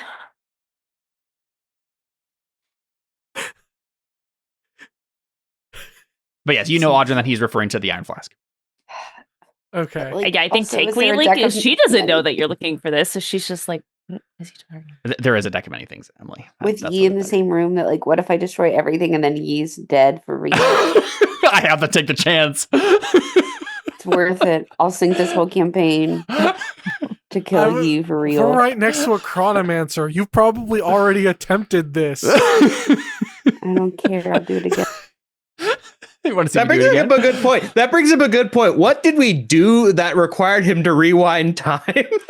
Like, what happened? You don't know. I mean, it honestly could be as simple as he didn't want Sayori to be in the room with this for this conversation. I know. I think that's funny. Like, we got like maybe we got into a fight, and he's like, let's just start solo. The thought that I had was basically just that he wanted to have been there when you were actually there, when you first arrived, and he wasn't, and he just reversed time so that he was, right? Yeah, that's kind of what I figured was the deal. I feel like it's a like weird power play by him, you know? Yep. He's just like, Yeah, this is what he does with everything. yeah. I also know that you have come in here in search of allies. I contracted your friend Dragos to bring you here. Said he wasn't our friend. He's not our friend. Things worked out So he is our nicely. friend. Events worked out well to... events lined up rather well for this meeting to happen, don't you think? And smiles. Well, I must enough that we're congratulate here. you on freeing Shame More, the Lady of Pleasure. I'm sure that she will be a force to reckon with in the universe now. Destroy one enemy by freeing another. Solve today's problem, and you bring tomorrow's. Such is the way of the world.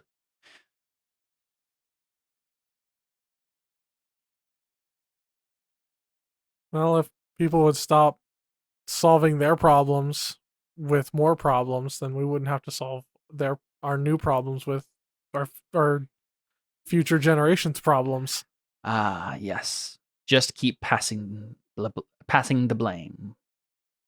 It is what everyone does. I suppose you're only human after all. Or, you knew it. I am not only human. I am half elf. He reverses time and Actually- says the right phrase. I was like, you're only wow, mortal so- after all. Audrin's like, oh wow, yeah, he actually knows. He knows me. He gets me. Papa? You're not my dad. You know what we could also have be the secret answer to who your father is? It could be Akashi the whole time. I've thought about. Okay, I legitimately. Except that the problem with that is that Akashi has a loving wife and would never abandon a child of his. So, Yeah. Well, I mean, He could have had him before. nah. It's Oh, no, I Akashi guess character it's- assassination, and I won't have it.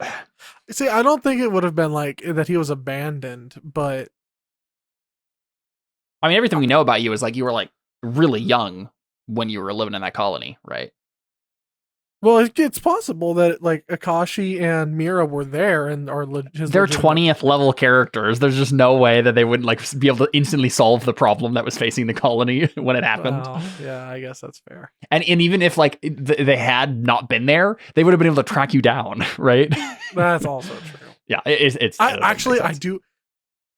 like it I'm would make not- sense if Akashi was like, had kids with random people and didn't know about them, but that's not Akashi, so. No, but it could be that Akashi's my grandfather. Yes, that is a much more reasonable answer, and That's what I was actually kind of a cool one. We can maybe canonize that. We'll see. Oh my gosh! So, what was Akashi's real name?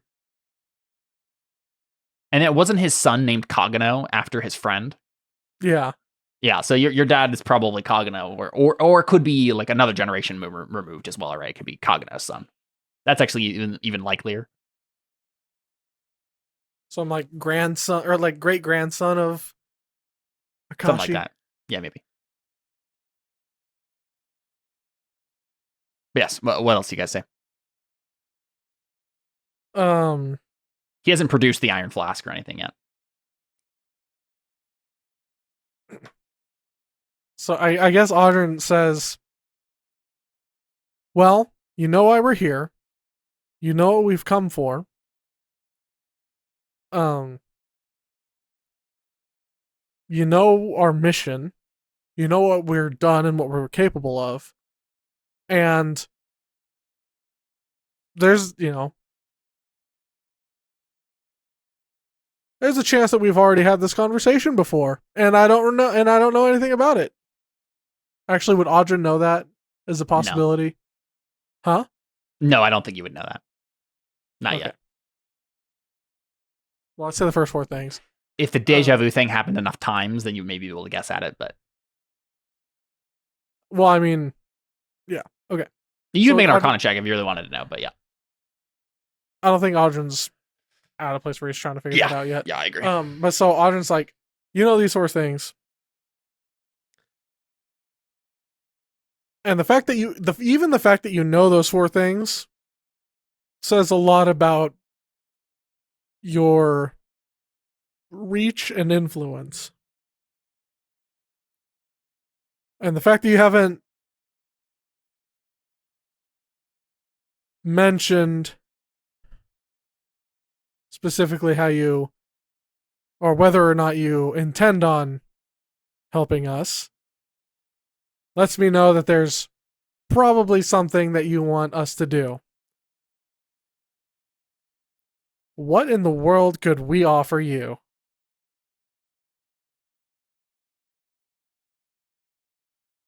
Sir, of course, it is always good to be in someone's debt, and anyone who knows me will know that holding favors above people's heads is entirely my modus operandi.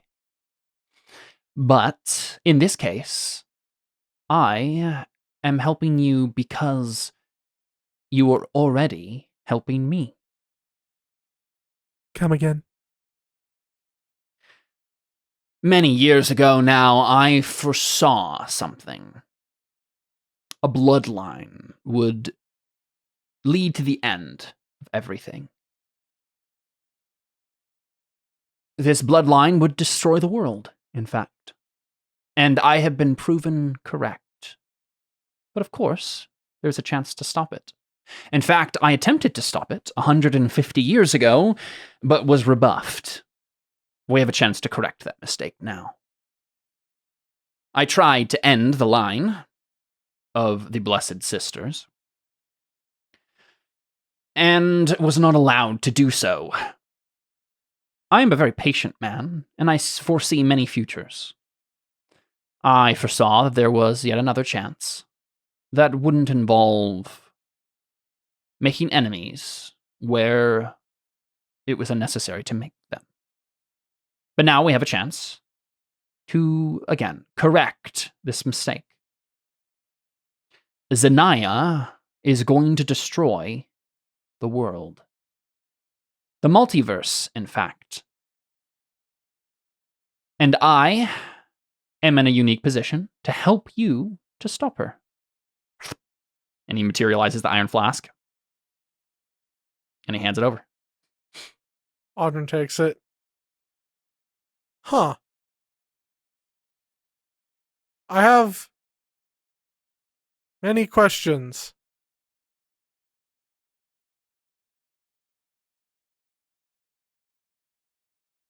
You may ask them whenever you wish. I just don't know which one to start with. Can I ask about the vision prophecy? I am a chronomancer. I not only control time, I see it. Audrin pulls out his notebook for the first time. And yeah. Info down. I live it. Real. I live it and relive it so that I know how to change it. I tried to warn some very foolish, naive people long ago that killing the Blessed Sister was the way to stop a future evil. They did not listen, and thus we are here today. Demogorgon has tied the life of the world to the Savage Tide. He no longer needs the Master Pearl, as he once thought he did, to destroy everything. Zanaya is directly responsible for this state of affairs. She stole a fruit from the Tree of Life and gave it to Demogorgon. She stole 2, in fact, and used the other one to become immortal. A very selfish thing to do, on both accounts. Zanaya hopes that with the destruction of the old world, a new world will be born, and she can take the mantle of the god of death like her ancestors were promised so long ago, and she can rule over the graveyard that the world will become.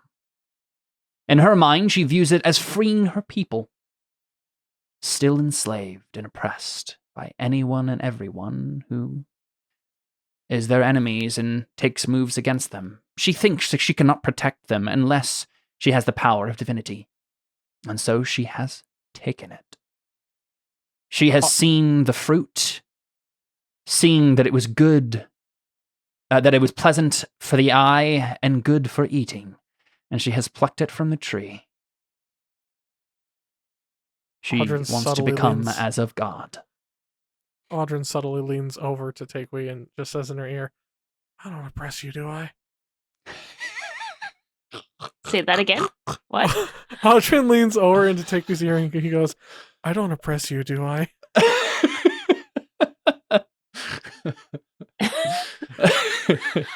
I'm thinking you're not really saying that. Takewee is very in her own thoughts right now. Yeah. What happens is you say that, Jordan, and then he reverses time so that you don't say it. That was stupid. Don't do that, buddy. Yeah, he probably has the same spell that I have, the Get the Gab. Yeah, exactly. But I can use it on other people scale. to make them. Yeah, exactly. Yeah. Yeah. Oh, man. So, Zanaya got 2 of the fruits. One he gave to the Demogorgon, and one she ate herself. Yep. Or, did some sort of ritual with, he's being, metaphorical here. He's allegorical. He's like harkening back to the Tree of Life and the Tree of Knowledge of Good and Evil. Whether or not she actually ate the fruit, you're not sure, but she obviously did something with it. Okay. So then it's bad. Yeah. So Audryn pipes up here. So you're giving me this iron flask. You said initially that the only way to stop this whole event was to destroy the bloodline. Now she's immortal and you're giving me an iron flask. Does this actually stop things or does this delay things? The most pressing threat is the end of the world as we know it. The thing that you must do at all costs is stop Zanaya. This is what you were looking for in order to accomplish that end without having to kill her. I'm giving it to you so that you can do what you set out to do. It is in everyone's best interest that Zanaya is not allowed to oppose what you need to do to stop the Savage Tide. Okay. This will render her powerless, and, well, it will delay things. It will not ultimately solve our problem, but I trust that you'll be able to figure it out from there. Uh-huh. Well, this is definitely the way that I was preferring to go about this. So what about... And if I had known, Audryn, that you were about to buy it yourself, then maybe I would not have sent my servant to get it in the first place. But I was getting it for you, you must understand. Wait, how do you not know he's a chronomancer? I apologize for the inconvenience. Don't even worry about it. I appreciate this outcome. I mean, I guess if I had it, I wouldn't have been able to use it on her any sooner otherwise anyway. So how do we stop Demogorgon after capturing Zanaya? Zanaya is a formidable foe, one that you will need to defeat before you can stop the Savage Tide.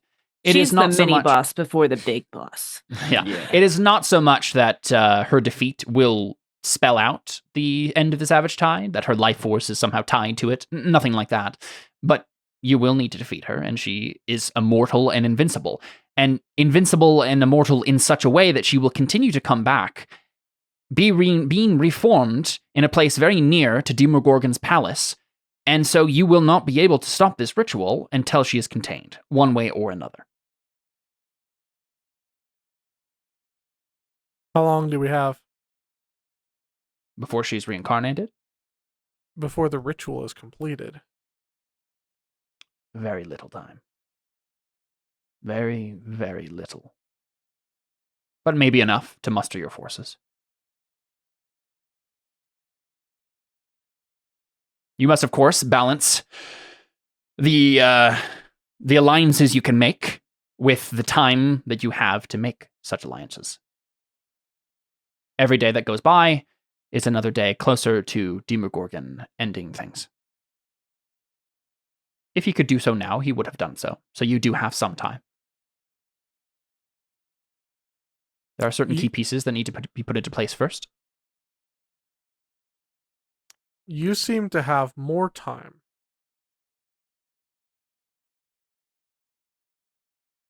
Depends on your definition of the word.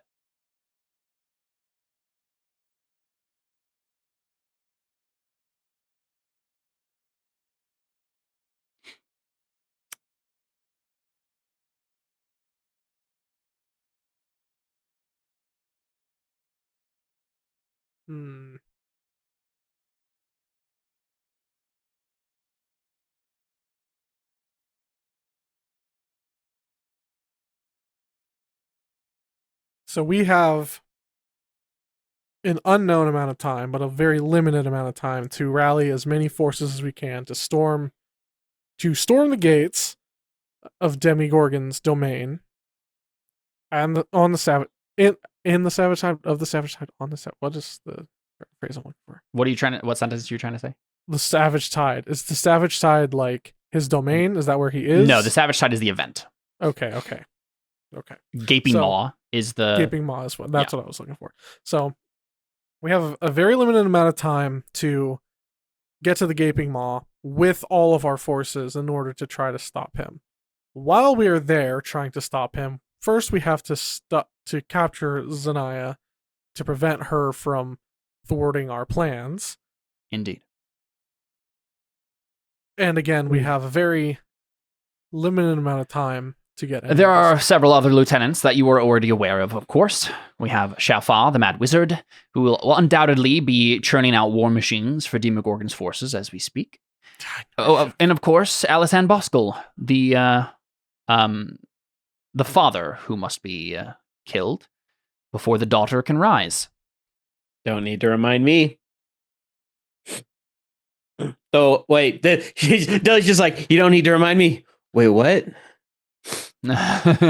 Right. How do I need to rise?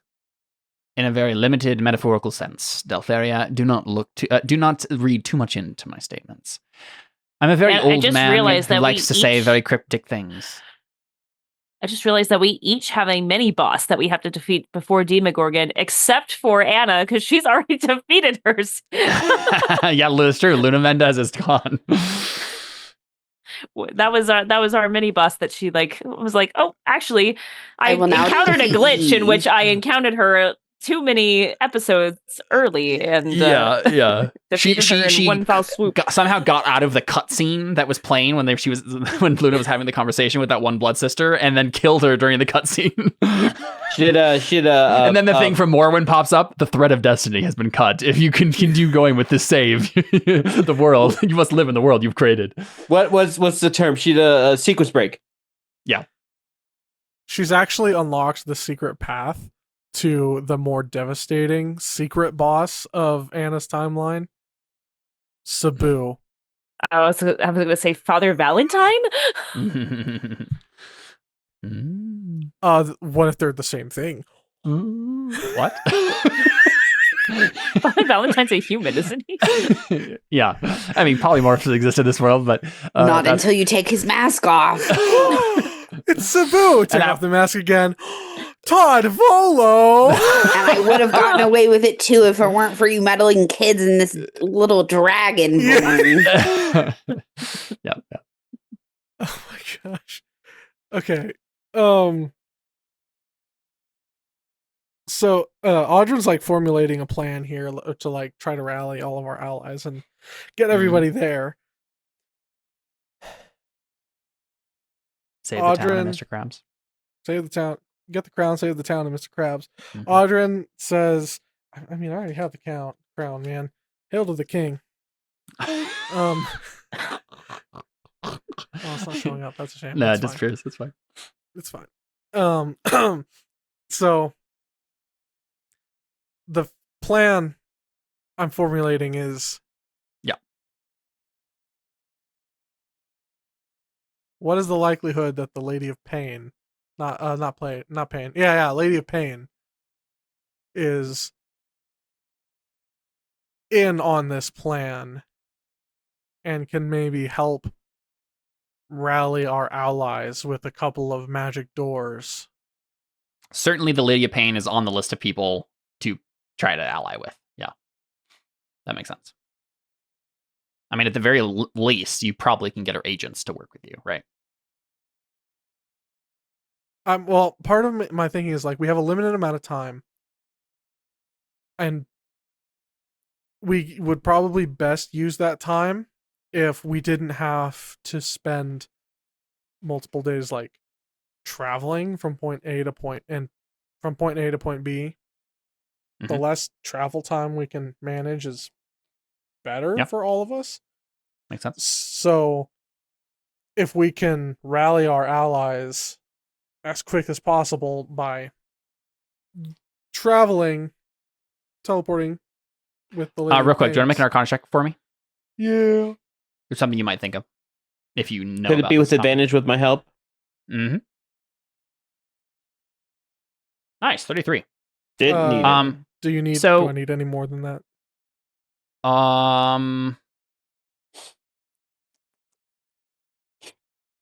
You'll say yes. There's been no indication up to this point that you know this information or would have any clue of it. So yes, let's try to get. I think 40 is your number.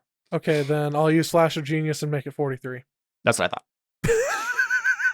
So with a 43, you were just you rolled you rolled That's an 11 disgusting. and you made it a 43. That is gross.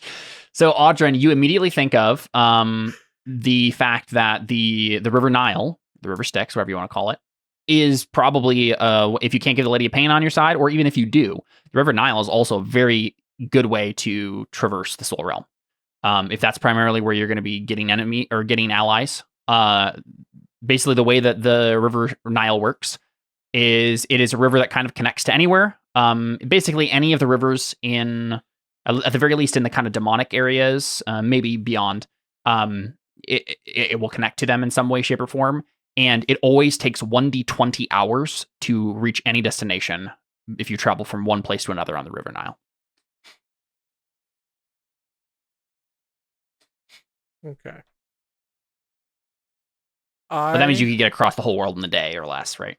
Right. Well, does that would we be able to do that and then voice crack puberty? Would we be able to do that and then get to like Calabar?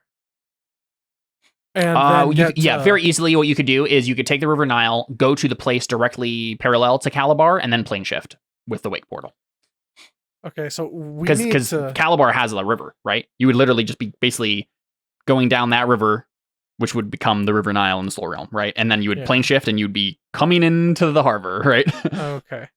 Okay. So we need to make a list of all of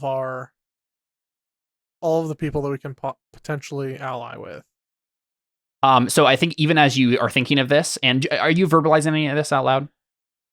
Yeah, Audrey's just like kind of going off, and he's like, everything is starting to connect and process, and he's just like he's just going and going, like in a way that like is kind of like this is normal for Audrin, but this My is Hero Academia Deku style going off. And it's like to the nth degree. Like everybody's probably seen Audrin do this before, but this is like way more. The than calculations appearing in the air, and it was just like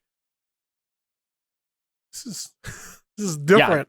Yeah, and it's because I have a 30 intelligence now. Exactly. Oh, that's true. That's true. Yeah. And that's probably one of the things that's the reason you've gotten such a high roll here too, right? Is because of all that.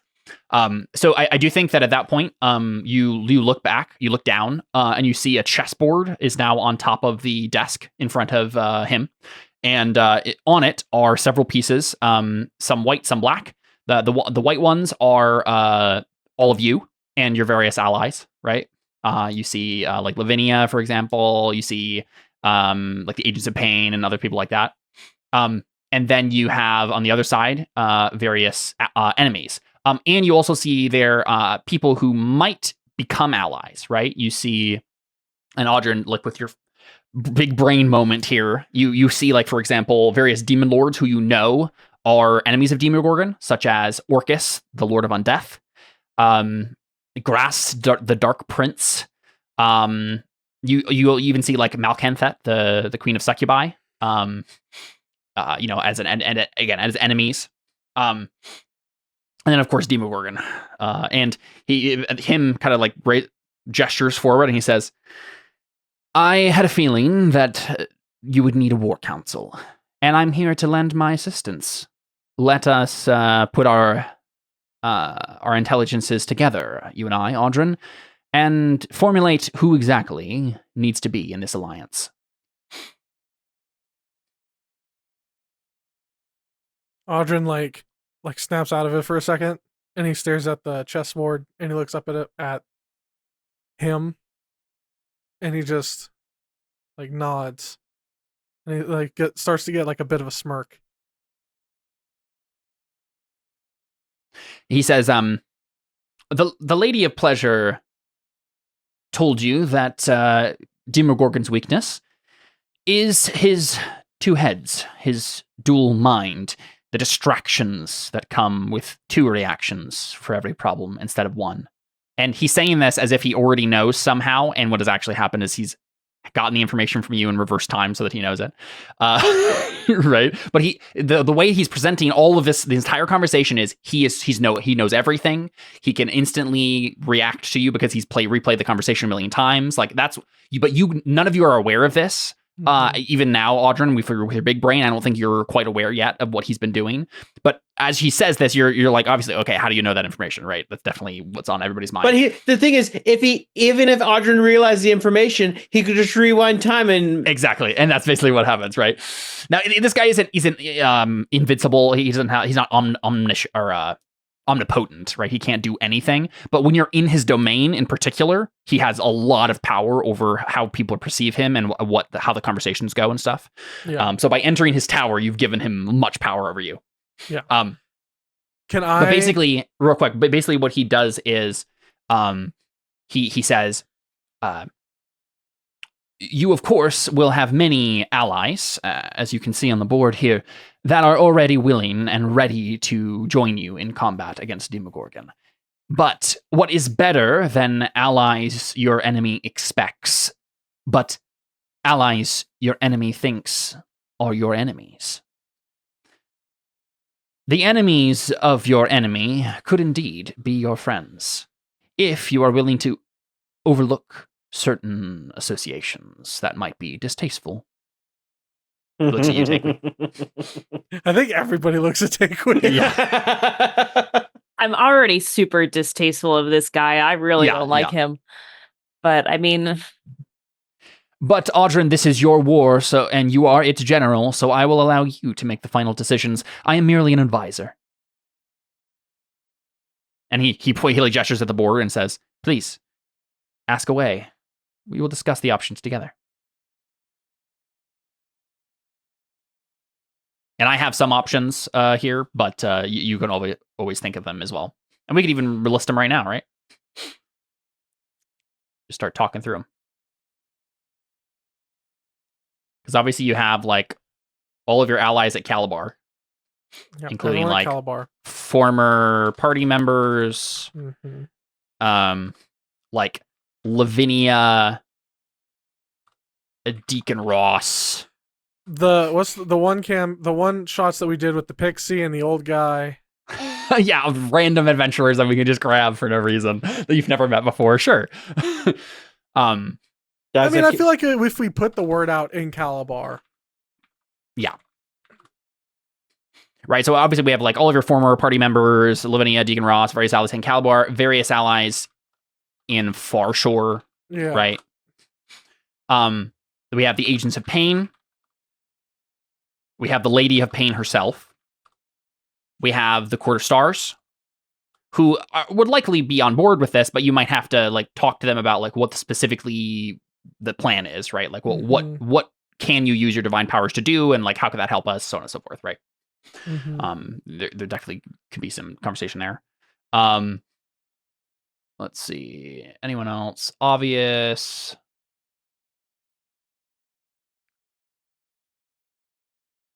Yeah, but then so those are all like the obvious white pieces on the board. And then the black pieces,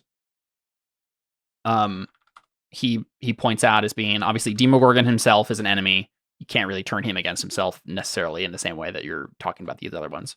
But you have the Lady of Pleasure, obviously. You have Malkanthet, Queen of Succubi. You have the Lady of Pain. Sorry, not the Lady of Pain. The Lady of Pride, right? The Lolth, the Drow lady. You have other ladies? Question mark.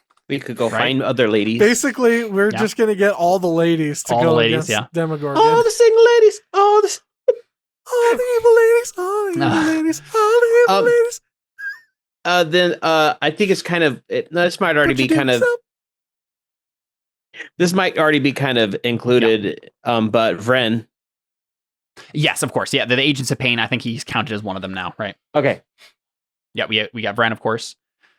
I think what else do I have here? Pirates. Crimson Fleet. Yes, that's true. In terms of enemies, we have because the pirates are kind of done as an organization, but you have Alzan Boskal, Shalfa, what other? Oh, Zanea. Right. And we already killed Lavinia's brother, right? Yeah, Vanthus is dead, Luna's dead. Zanea's husband is dead. They're very dead, right? They're stuck in the Wells of Darkness. Oh yeah, we have technically we have the Blood Sisters. And obviously you're getting help from him, but there's like other verdict people as well that are technically relevant, like Sayori and whatnot. And then I think some of the pieces that he points out as extra ones, at the very least, he no, actually, I'm thinking of something different. Yes, so the other ones would be Orcus, the Lord of Undeath, who's a demon lord, right? The other ones, what are the ones that it lists here? Oh yeah, the Moranoloths, like Dragos, for example, right? That mouthy boy. Could we contract the guys who are going after Vren? Oh, the Marut? Yeah. Those guys? Yeah, very likely. That would be probably with the Lady of Pain stuff, right? Because they're technically working for her. Oh, yeah. Yeah. She's definitely a good ally who would like have a lot of resources at her command. The other like demon lords, I was trying to pull these up, that are in the Africa area that would be relevant, because part of the thing that he explains here, is like like the nature of demons is such that they all hate each other just as much as they hate good guys, right? So like getting them to turn on each other would definitely be, it would be a challenge, because most demons also don't want to like expose themselves to their other enemies or ally with each other to, like that's just against their nature. But if you're willing to, if you can actually get them together in some sort of alliance, a large alliance that will hit Demogorgon from multiple fronts, some of which he for sure wouldn't expect, right? Like fellow demon lords and stuff, that would definitely increase the what you're doing here. I'll tell you right now, in the original adventure for this, and I'm still figuring out, I have to break this all down for 5th edition and try to do some sort of similar system. They have Demogorgon stat block as like some CR 35 crazy thing, right? And then you can give him negative levels by doing various things in this adventure, this next adventure we're about to get to, in like terms of allies and like fighting against Demogorgon and stuff, that will, when you finally face him, get him down in like power to a point where it'll be way easier to beat him. And I want to do something similar to this. Like the more distractions you can put on the board, the more forces you can muster against Demogorgon, the less powerful he will be when you actually face him, because he'll be so distracted by all of this, trying to keep track of it all at once. Mm-hmm. So that's kind of what a lot of this is doing. Other demon lords in the area include Jubilex, who's like a lord of slime, like a gross ooze on the moon demon. Yeah, exactly. You have Ahazu the Caesar, obviously. You have Zuktmoy, a fungus demon lord. You have Baphomet, Minotaur demon lord guy. Gorazd, who is the Dark Prince.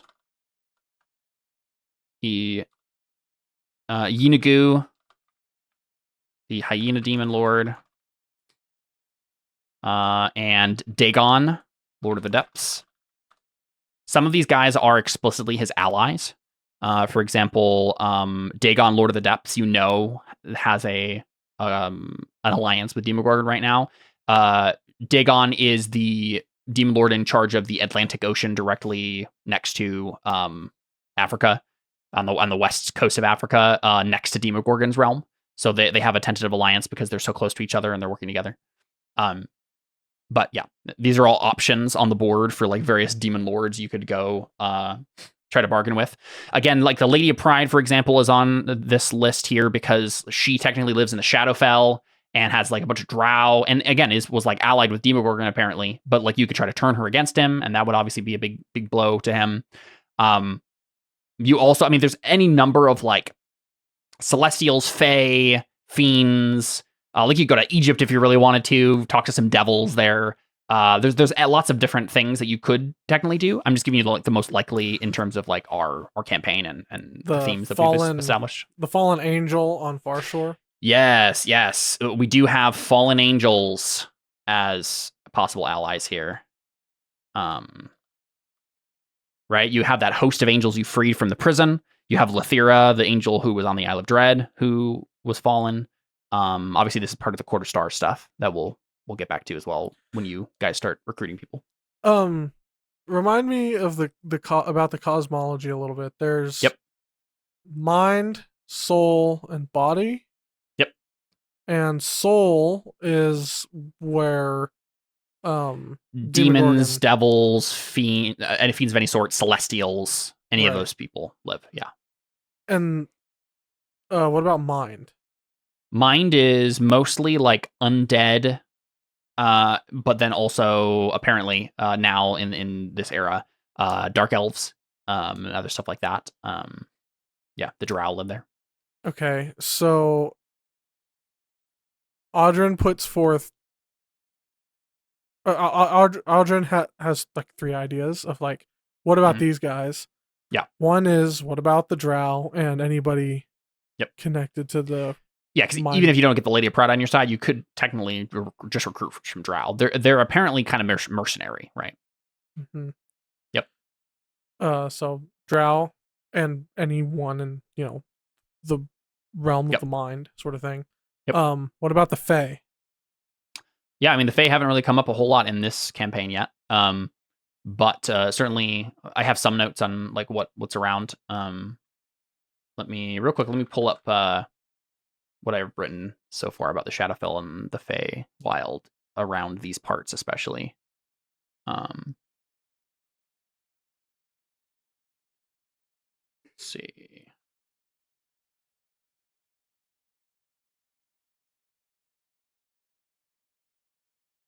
Where did I put these?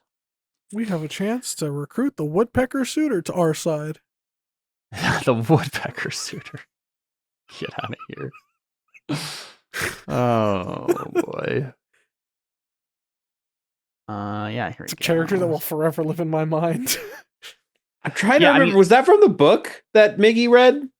No, the hummingbird suitor was a character that we got killed in the Feywild. Yep. Oh, this is sounding vaguely familiar.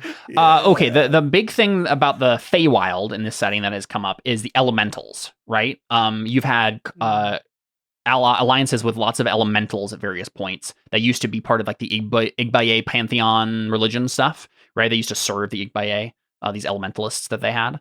So that would be probably the way to go, is like, recruit the old Igbaye, basically the angels of their mythology, right?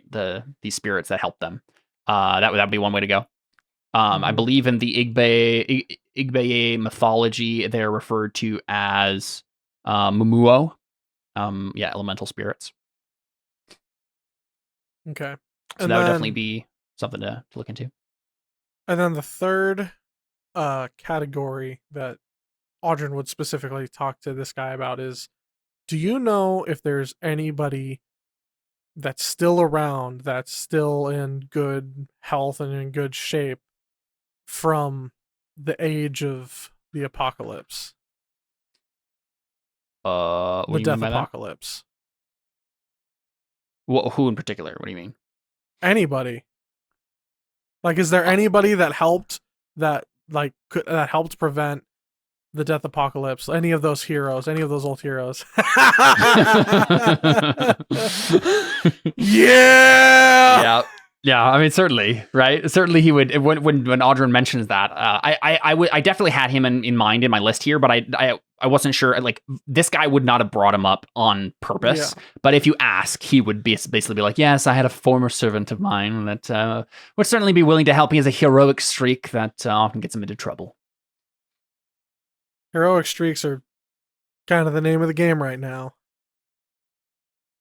And is there anybody else from that time, or even from before, that might prove useful? Well, there's this man named Todd Volo, but I'm not sure where he went.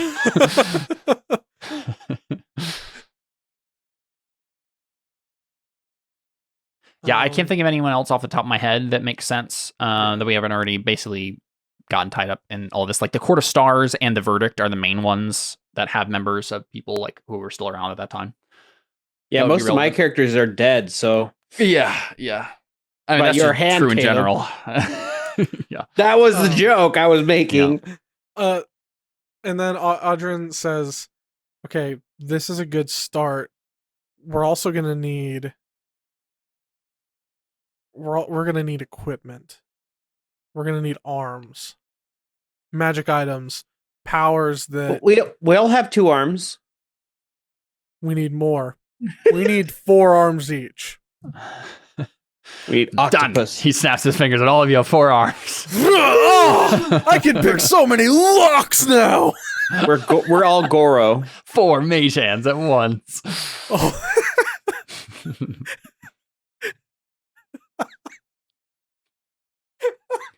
Yeah, I mean, certainly there are like several of the allies on your list already are probably relevant here. Like Calabar itself is a good place to buy things and get stuff that way.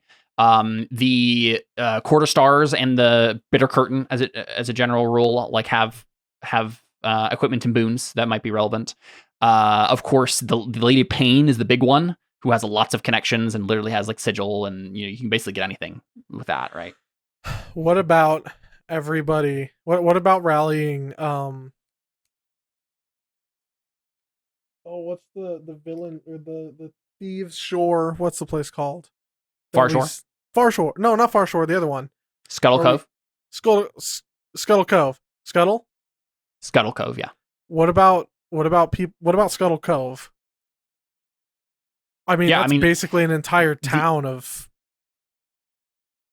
ne'er-do-wells and as far as we know, we left off with that with the former members of the Jade Ravens, or like the remaining members, rather, trying to cleanse it with the Bitter Curtain. And I think, given everything that has happened in the campaign so far, I think they have succeeded. Right? I think they've basically done. It's still not completely a good place to live yet, but like they've destroyed the major evil factions that were terrorizing it, basically, or at least forced them into hiding so that they're not directly endangering anyone. Like the Seventh Coil in particular was the big faction that was still there that you guys didn't deal with, the Yuan Ti faction that was there. Mm-hmm.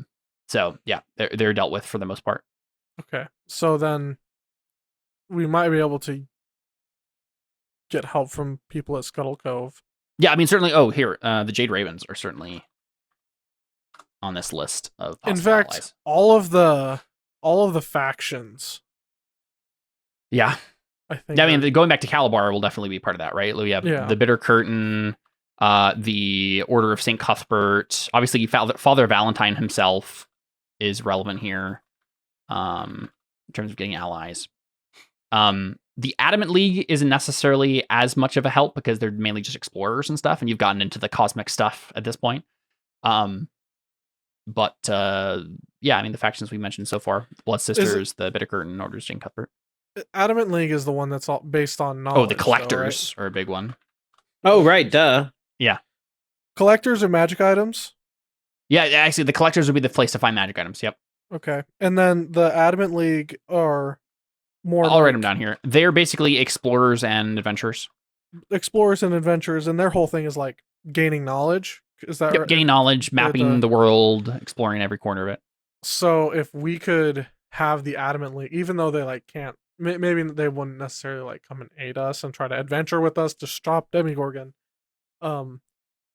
They could at least like spread the like any known weaknesses or non-weaknesses, resistance, like general knowledge of here's what we're probably going to be going up against. Getting that, like, I mean, I think that you're going to get if you have the Adamant League help at all, they will be better at more mundane things. They don't know actually a lot about the big cosmic stuff. They're mostly focused on the material plane. Okay. But I mean, it's not to be said that they couldn't help in some way. We just have to figure out how. And now, a big issue here as well is the Igbaye. Currently, all the tieflings in West Africa are mad. Except actually, here's one thing I forget. I meant to mention earlier that would have been weird. Jiro is not mad. Right? Now this is because he is Phoenix marked and has the boon, right? That's the main thing that's keeping him. But I think if you will have a moment to talk to him about this, and he'll basically say something like, I can hear it in my mind, right? I can hear this like call to be mad and like my mind to break, but like it doesn't have any power over me, basically. Interesting. And Audrin, like maybe we just had this brief conversation on the way here, right? Yeah. You would know that like that's probably what you would need to do to whatever that was, that burst of power. That's kind of what you're doing with the Radiant Seed, right? The light pearls is like reversing this and making so even if they do hear the call, they won't answer it, right? They have power to resist it. Okay. So getting the light pearls and freeing the minds of the tieflings so that they can also help and also just be free. And hey, honestly, even if you don't like free the entirety of the tiefling race in West Africa all at once right away, you could go on a side quest to make one Radiant Seed and free the like Igbaye of the Isle of Dread, for example. Right? Mm-hmm. That could be one thing that we do in the planning here. Yeah, the Isle of Dread is also like we have allies there that.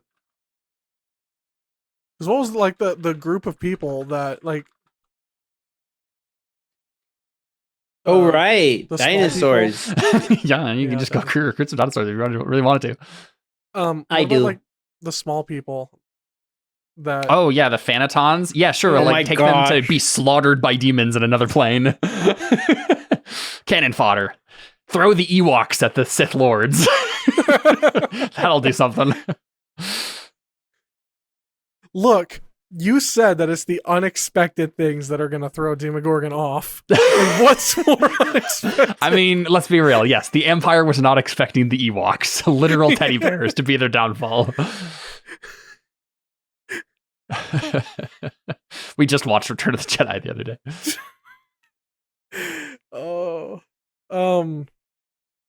There was. Yeah, I think it's a really good list. Yeah, and we can obviously think of others as well.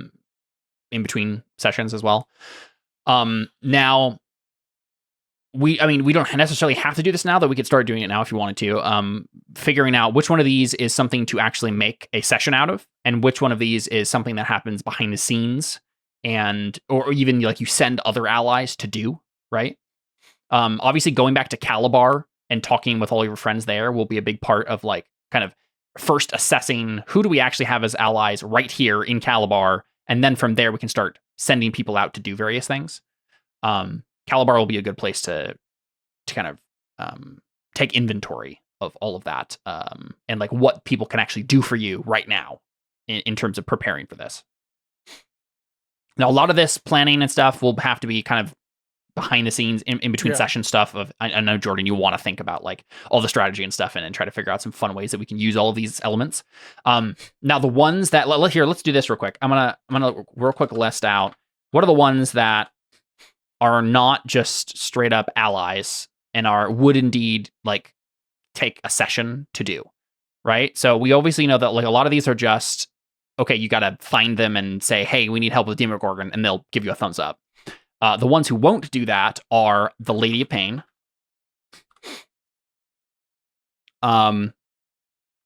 Orcus. Let's see, any demon lords, right? The elementals,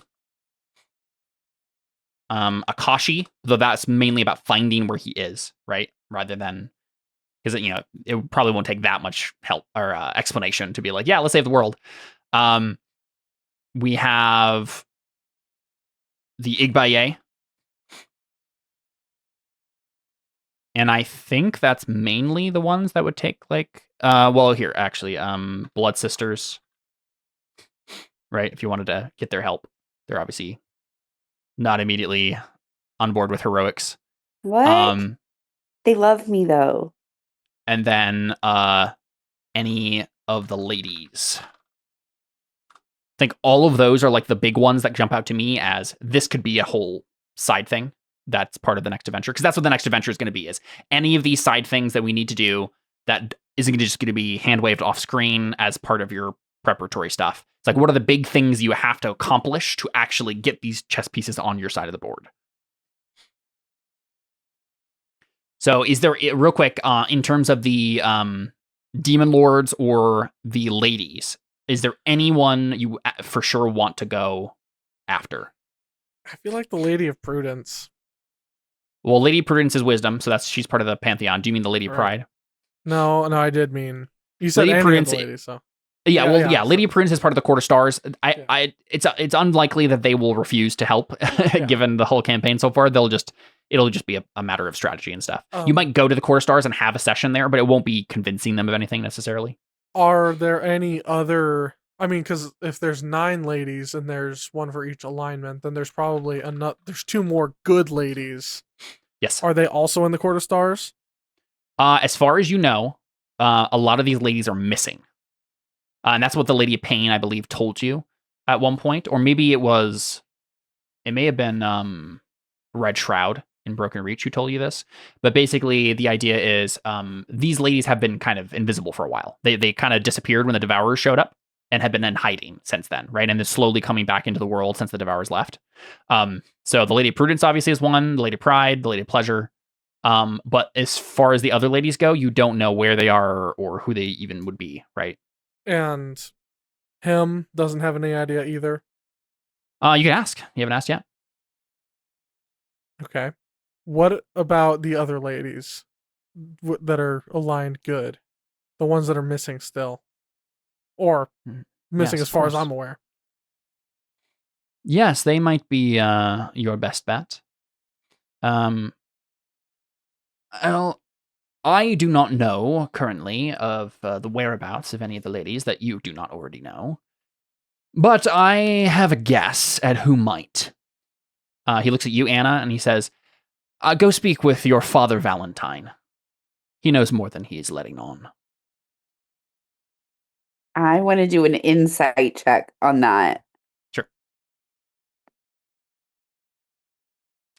Yeah, with a 21, I mean, he knows more than he's letting on as well, right? But what that is, you don't know.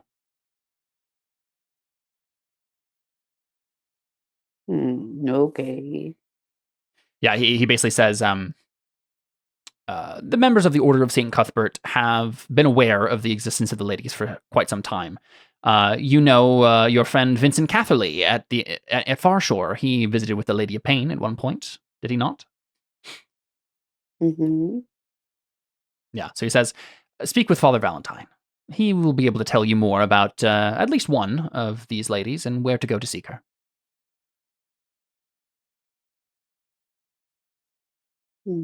Okay.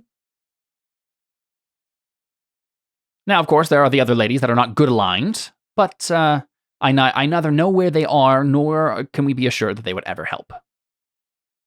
I wouldn't imagine. Maybe the neutral ones, but even then. Yes, well, the Lady of Pain is your best bet there anyway. Yeah. She has been the most active of the ladies in the past 150 years. She has the most resources at her disposal. You'll have to convince her to help, of course. She likes to remain aloof in these matters. She's had her machinations behind the scenes and certainly has been helping you, but convincing her to bring her full power to bear against the Prince of Demons, that is quite another matter.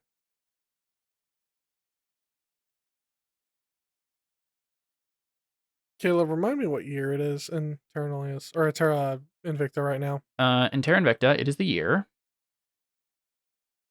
1644.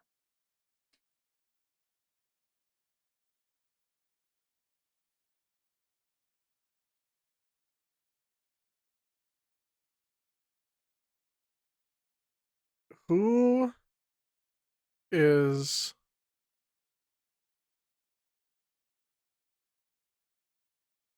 head of, like,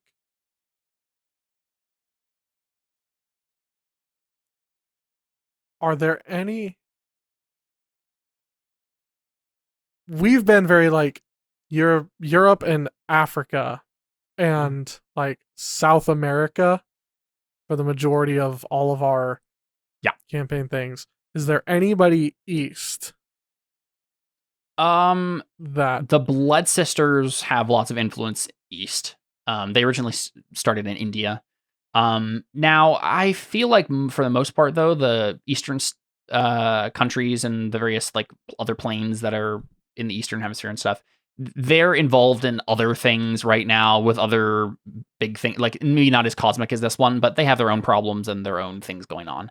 I think likely it would be too out of our way and too complicated to try to get anyone over there.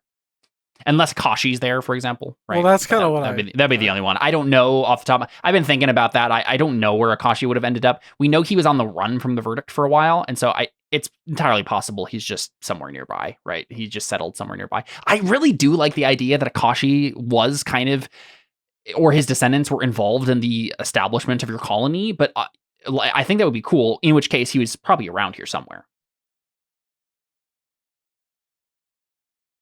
As far as we know, he's on Farshore or Calabar. Calabar. Either one. Yeah, I think that it's likely he's in one of the other planes and not in the material plane, but probably in this region. So he might be in the Shadowfell, might be in the Feywild. He's probably not in the Soul Realm since it's all demons. He could be in the ethereal plane. Mostly just sky, but I could see him being in the ethereal plane. Just on an airship somewhere. Airships that haven't been invented yet. Yeah, exactly. Well, him, he got the plans from you and then reverse time and then. Oh, of course. So Akashi can also reverse time? No, he just gave Akashi an airship Okay. for some reason. That doesn't make sense. Yeah, there you go. Akashi's okay, well, there you go. I'm like, who are the world powers in 1644 that, like, are there any? What about dwarves? What about our dwarven allies in Russia? They're likely involved in their own stuff right now. Yeah, we haven't Don't worry, seen guys. any dwarves this campaign. Dwarves are going to feature prominently in the next campaign. Say that right now.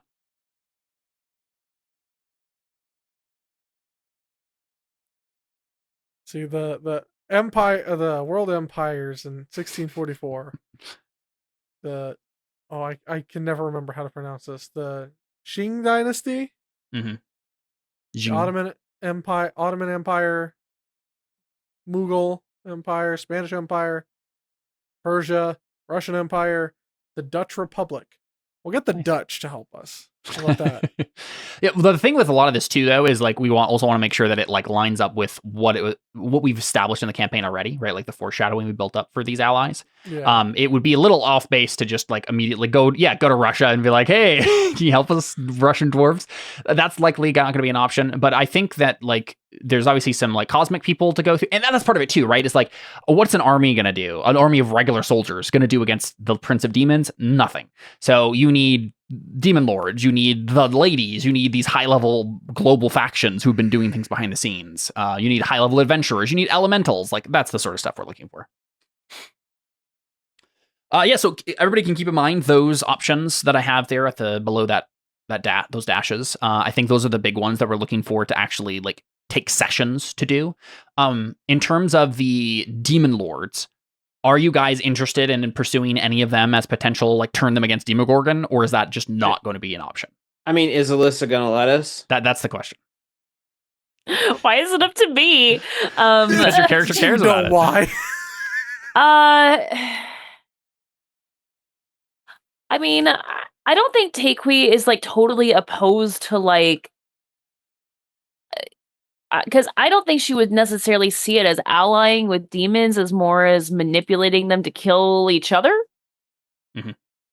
I think she can get behind it, like for, to save the world, like, like we can, like, as long as like we're not going into like debts or deals with these guys, right? Like, I think as long as we can like just straight up persuade them, like, hey, like this is in your best interest to like help us, then like, I think that's fine with her. Takui's the enemy of my enemy is my loose business acquaintance. Yeah. I do think from the ones he mentioned here, I think probably the best one, the one that makes the most sense is Orcus. Orcus is in the cosmology known as a very big enemy of Demogorgons, probably the most powerful of these demons here that could probably face him, and the one who could field a demonic army at very short notice. This is stuff that like him could tell you, or Audryn could very easily make a roll on. So that's probably the big one that makes sense to go after as like a turn on Demogorgon and help us do this. You could of course go after any of the other ones if you want to. Orcus is nearby as well, so he wouldn't be too far out of your way. The other thing to keep in mind about like turning people against Demogorgon is you could also try to turn any of his lieutenants against him. Right? You could try to turn Alisan, Shaofa, Zanaya. No, not Alisan. Alisan's got to die. Yeah. And like some of this could be.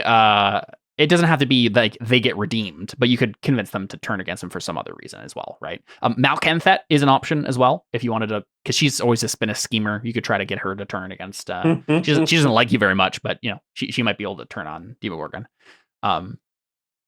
Those are all options to consider. In terms of like those options are the ones that would distract him the most likely, right?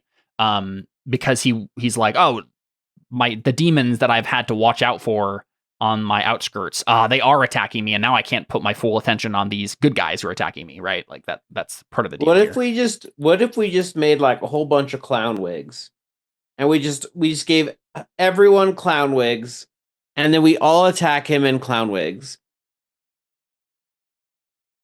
That would be a distraction. And that's been our episode of Terra Invicta, guys. I am very tired and got very little sleep last night. Yeah. So yeah.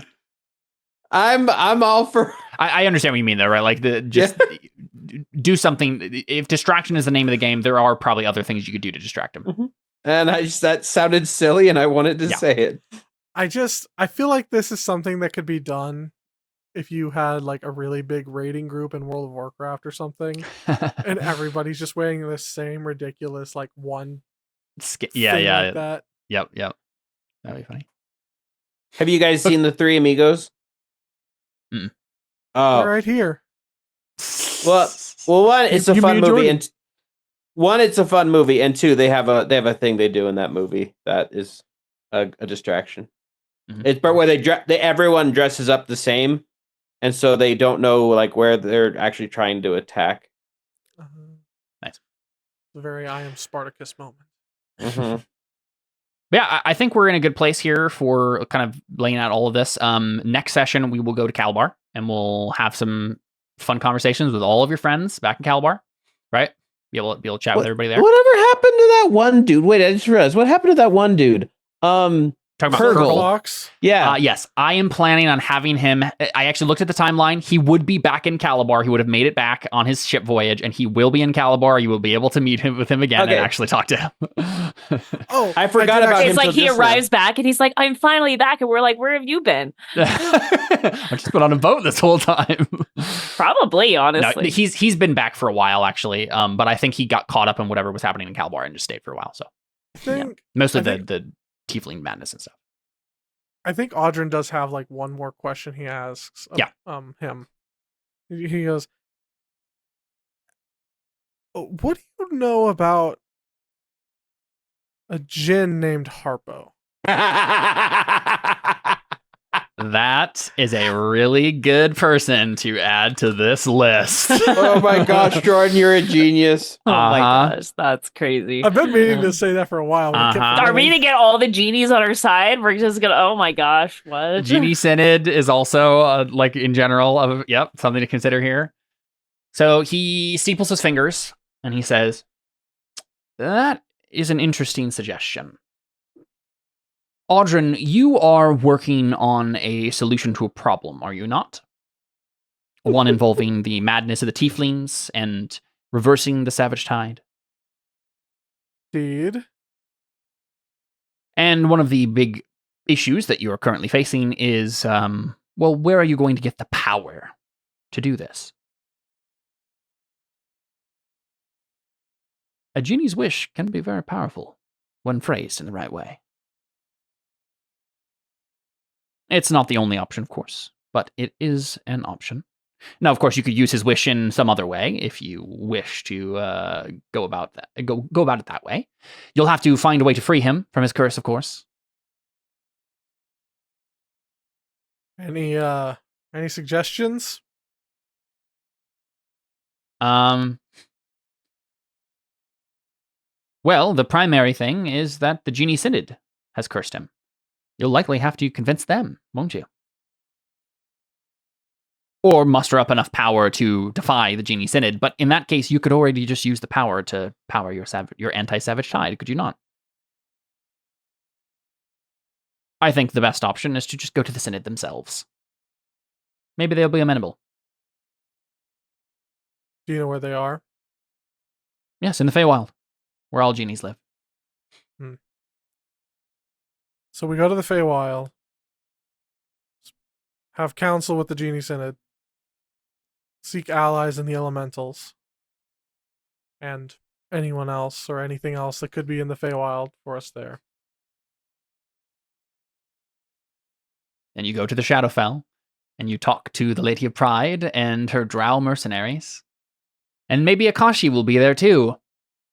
And then you go to the Soul Realm, and you convince a few demon lords to join your cause. It's a neat way to go about it, I must say. Start with the material plane and work your way up. Of course, you'll have to throw in the ethereal plane in there at some point. Talk to the Lady of Pain. Ethereal plane. Is there any? Do we have any other allies in the ethereal plane? Well, there isn't very much of anything in the ethereal plane right now. Though you might run across some astral giants of one sort or another. Mercanes, I believe they're called. Mostly they're just merchants. But well, if you are looking for equipment, that's the place to go.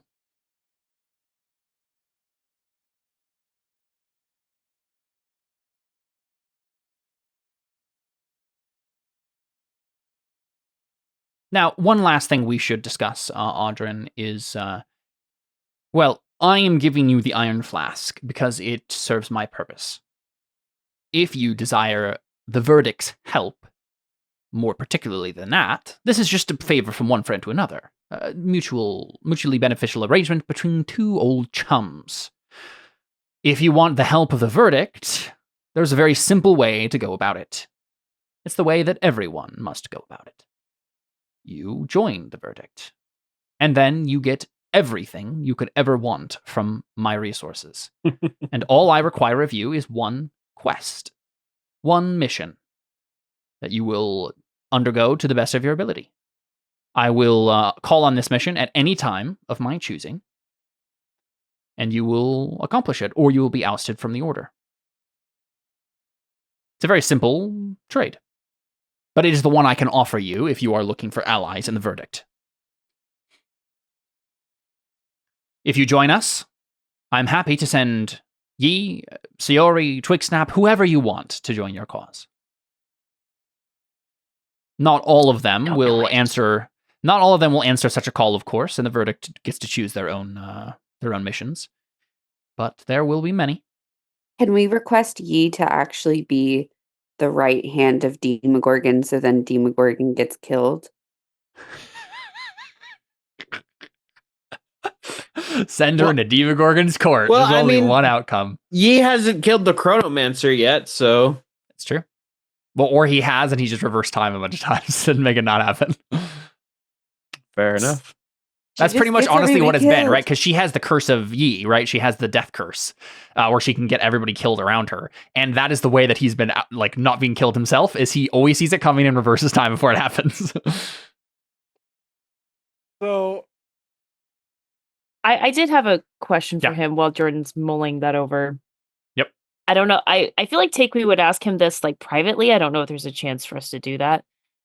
But she's just like, so if your goal is to destroy the blessings, why are you giving Audrin the Iron Flask then? Because the more important goal is to stop the Savage Tide. I was trying to destroy the blessings because they were going to end up in my downfall and the downfall of everyone on the material plane. Question for you. Yes. When we capture my sister, how do we remove the blessing from her?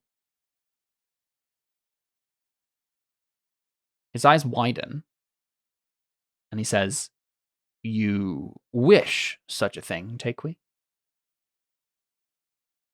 I'm going to message you right now, Caleb. Yep. I have an idea. He honestly seems surprised, and I think he is surprised enough that he doesn't think to reverse time and get rid of his surprised face. There, I just messaged you. Okay. Well.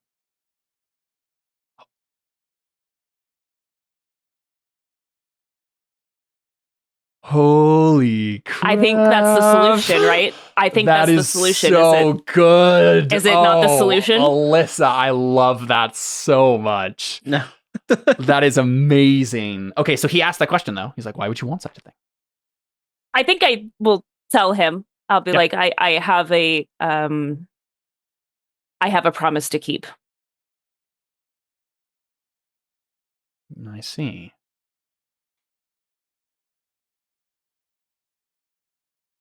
Takewee, I will be honest with you.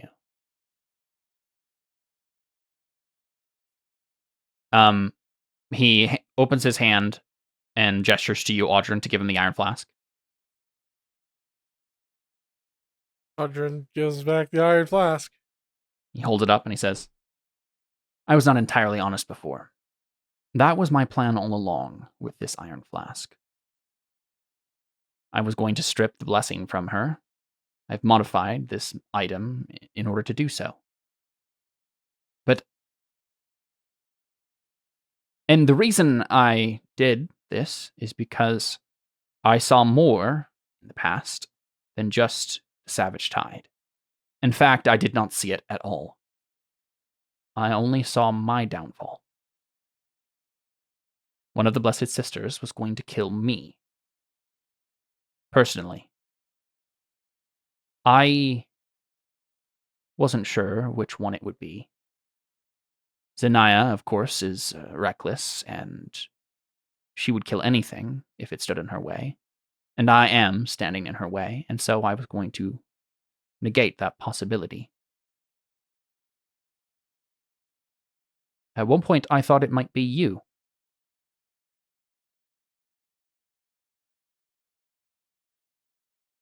But I can see that I was wrong. Well, the verdict is still out on that. I don't really care for you too much. The verdict. Certainly not, but this promise you are keeping is a promise to your mortal enemy. Is it not?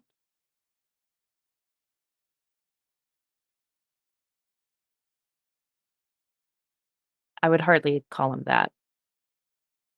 Yes, but he represents that to you. Just like I represent the evils of the verdict to you.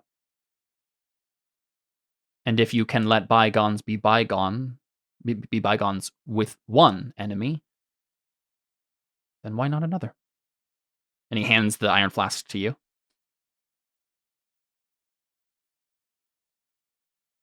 I'm not going to lie, I think this blessing has been more of a curse. At one point, there was a curse that you know of. And yes. when we thought that we got rid of that, but I think what I've come to realize is that this blessing is not really a blessing to our people at this point. I see your face with every maybe for he says maybe yes. For another, it could really be what it was supposed to be. There is and always if this means a that, risk. There's always a risk. Means that I don't have, and if this means that I don't have to, if this means I can keep my promise and not have to kill my sister, that sounds like a good deal to me. There is always a risk with power, of course. Any individual can be corrupted by it. You're doing this on purpose now, aren't you? Now, that is not to say that power in and of itself is evil, and maybe in the right hands, yes, it could do some good. Zanaya is certainly not the right hands. Tanakh is? Question mark. I guess time will tell. Yes, suppose so. I feel like I'm... One risk doesn't pan out, and so you take another one.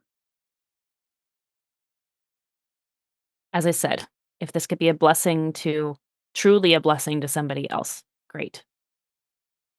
And if it is truly a curse, I guess it's not so bad that I gave it to somebody I don't care for too much,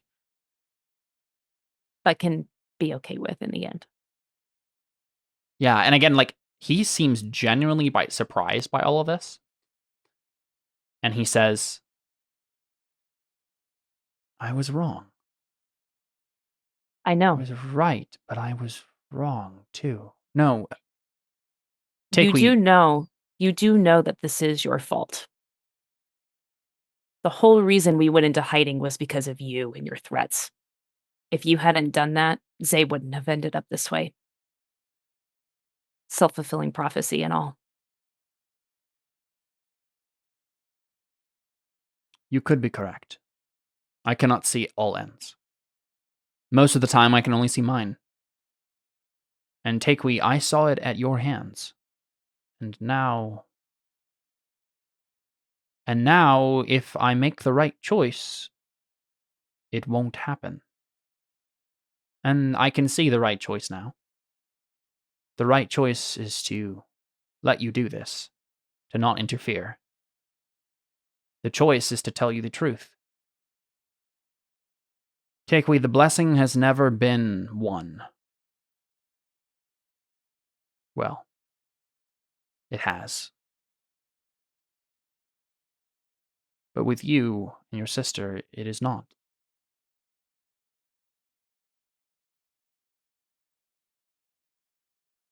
Zanaya has inherited the physical blessing, yes, the body of the thing. What you decide to strip from her will bring the Yuan-Ti race back. It is what it is made for. Pure physicality. The magic of the body. It will restore a race. But you, Takewee, have been given something else. What do you mean? You did not think that twin sisters of the line of the blessed line would not have interesting effects. She was born first. That's how it is. Yes. And she has all of the power and physicality of the blessing, and none of the wisdom. That has always lain with you. And that is why I knew you would be the one to kill me.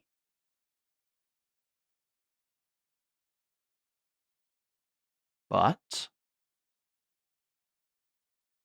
all I have to do is be wise myself. It takes something what am I trying to say? Wow, you're pulling a me here tonight. It takes a Takewee to wisen up. It's an adjective that I'm fumbling on. It takes a terribly drastic thing for me to be surprised. I'm half tempted to reverse this conversation and play it out in a way that would be more flattering to me. And yet I know that that would also be the wrong answer.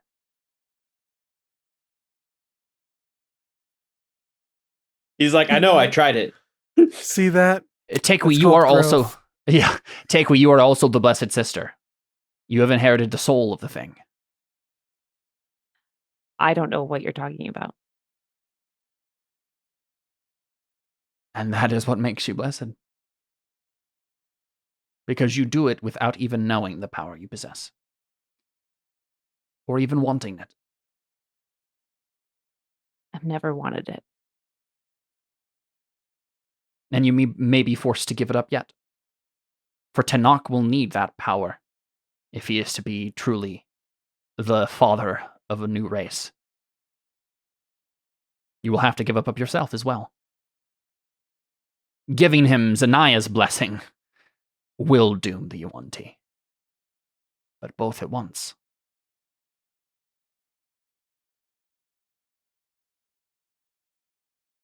But somehow it will not make you lesser.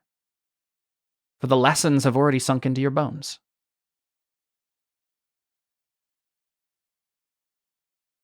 A fascinating thing.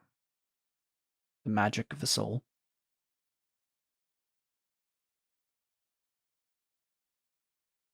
If it's sunk into her bones, does that mean that soul magic is calcium? Yep. Drink your mouth, folks.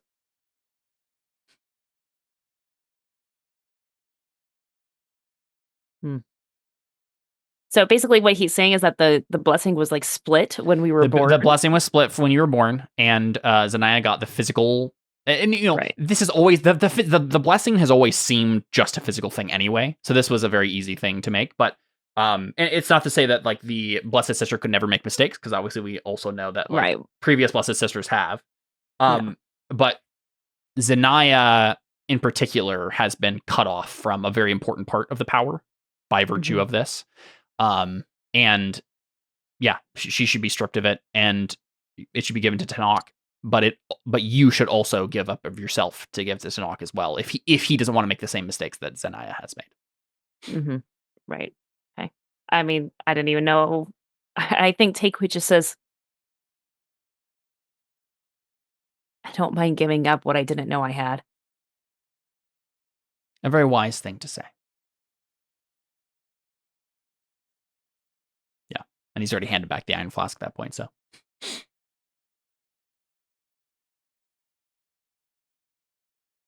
Well, Audrin, are you ready to sign your life away? He smiles. Let me ask my wise wife who... No, honey. Just call me your wife. Wife? Whoa. When did we get married? Waifu. I said waifu. I was like, wise wife? No, she's not. We should do that while we're in Catabar, by the way. Okay, real talk. Audrin's been trying to do it for a while. Do you remember when I was like trying to find like a bracelet or a necklace or something? Yeah. I was trying to find a necklace that like had like a special blessing that would make like that so that Audrin could use it to take damage for Takewee if he ever needed to. Right, like a warding bond. Yeah. Neat. Happened, but yeah, but that's the only other question, right? Is like, does Audrin want to take that offer to join the verdict? I mean, now, Audrin... a minute ago, I think it's probably the wrong answer, right? I mean, at this point, it legitimately, maybe Anna can make an insight roll if she really wants to, if she wants to know if this was like a genuine thing on his behalf, but it seems to the rest of you certainly that he's like that he's being genuine, right? Yeah, with the 29, you can shift. Yeah. And honestly, we'll just give you that 30 because we'll everybody's looking at him right now and trying to gauge this. I absolutely did not expect this. I was planning on him screwing you over like with this entire thing, and he was like, yeah, Takew's gonna kill me, and I gotta figure out a way to get this blessing and like make sure I kill her first or whatever. Like that was literally going to be what he was gonna do. He's like gonna screw you over in any way he could. But like you my wisdom blessing surprised me. So I knew that this has been in the cards for a while. That I knew that Takewee had been given some portion of the blessing that had been split somehow. It crystallized in this moment for me in a lot of ways, but like when Alyssa messaged me, I want to give it to Tanakh, all of this fell into place in a way that truly surprised me. And I think like I did not imagine in a million years we would get him redemption arc, but I think we're starting to get the him redemption arc here. Like he was truly surprised by this, and he truly is like rethinking some things about the way he's been going about doing things. This is like obviously that was my whole goal. I was like, literally, you did a self-fulfilling prophecy. This is all your fault. Yeah. Now, maybe in 50 years he'll convince himself this didn't happen, right? And this was all just a fluke. But for right now, he is being truly genuine about this. I think, which likely means that even if he did have like some nefarious thing he was going to have you do as your quest before, he likely does not now, right? Yeah. I think Audrin still defers to Takewee. And Audrin's legitimately like, she's the wiser half of us by a wide I like how just margin. A few sessions ago when I was like, Tanakh, you cannot do this, and like you cannot race the race. Everybody was like, calm down, Takewee, and now I'm the wise one. I mean, Audrin has never been the wise one. Audrin has always known that he is not wise. He's smart, but he's not wise. In all fairness, Takewee only has a 14 wisdom. It's more than Audrin's. Yeah, 3 more than you, but.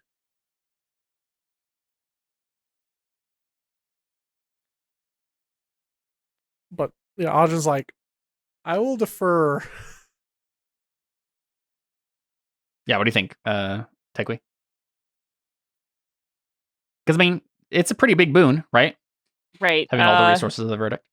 All the resources of the verdict. I mean, like Takewee would honestly be like, do you want to join the verdict? Because like, in all honesty, before we got here, before like he like spilled all this stuff about Zay, like her opinion of the verdict was more like, like I don't like those guys, but like I don't like. There's no particular malice necessarily. Yeah, but I think a lot of clarity has happened. I'm like, oh yeah, that's right. Okay, this is the guy who like threatened us and like sent us into hiding. Got it. Okay. Yeah, I now, don't know. Audrin, one thing that comes to mind here, maybe for you, Audrin, is your whole thing before about like being the person who starts the Warforged race and makes airships and everything like that. You got the resources of the verdict, my dude. This is all still on the table for you. Audrin. And honestly, given this outcome, I could see Audrin reforming the verdict. Or being part of that, right? Okay, you know what? Are we all going to be part of the verdict in the next campaign? Are the verdict the good guys now? Here's what I think Audrin would say.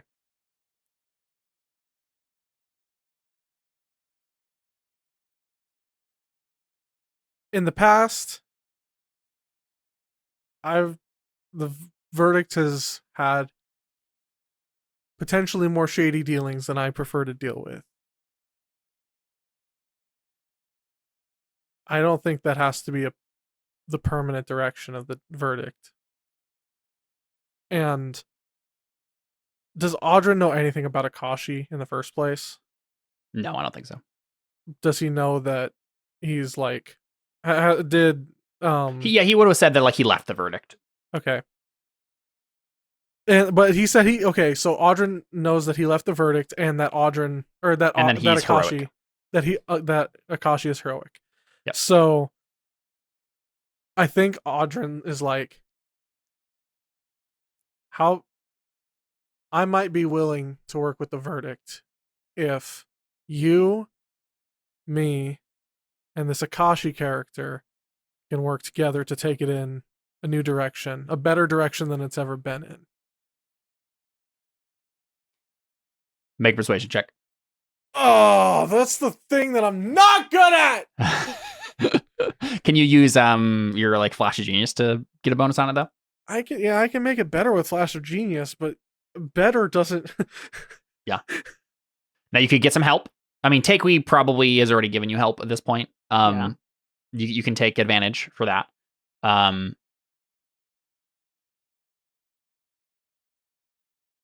Okay, so I have advantage. And you get a 3 + 10. Yeah. I think it's in the cards. Beep. 21. 31 with Flash of Genius. In my mind, I said 30. So I think you're good. Now, whether or not this pans out exactly as you want it to, or as far as the reform you would want it to be, who knows? We'll figure that out for the next campaign. I mean, I do think that in this moment he accepts, though. Okay, so then I think he says this. I think he says, if you can get Akashi to rejoin the verdict, then yes, certainly we can have a discussion about reforms. And then Audrin once again looks over at Takewee, because like Audrin's not doing this if he can't be with Takewee. Like Audrin will like he doesn't care about the starting a new race of like Warforged. Of Warforged. He doesn't care about the airships. Like all of that is like seconds to, like he made his decision a long time ago that he'd rather just like explore the world with Takewee. I just figured something out about the next campaign. The Freemasons are going to be the verdict in our post-revolutionary America. This is 100% going to be true. Oh my gosh! Anything with that, like brotherhood. That's stuff what's going to be on the coins and the money. Yeah, exactly. The hourglasses. Oh, LOL. That's hilarious. Awesome. Keep going. Incredible. Anyway, yeah, Audrin's like, if like he's not gonna commit himself to that. Yeah. If it means like, or even if it means like putting in Takewee like in danger that she doesn't need to be in, that she's not willing to. So that's why Audrin's like, this isn't just a me decision. This is like a we decision. Yeah, so what's Takewee's final input then?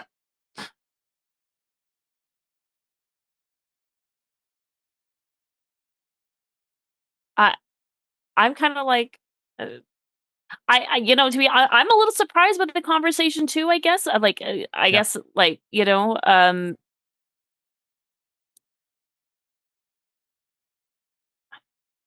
feel like Takeway hates it. Like she's like, sure, like.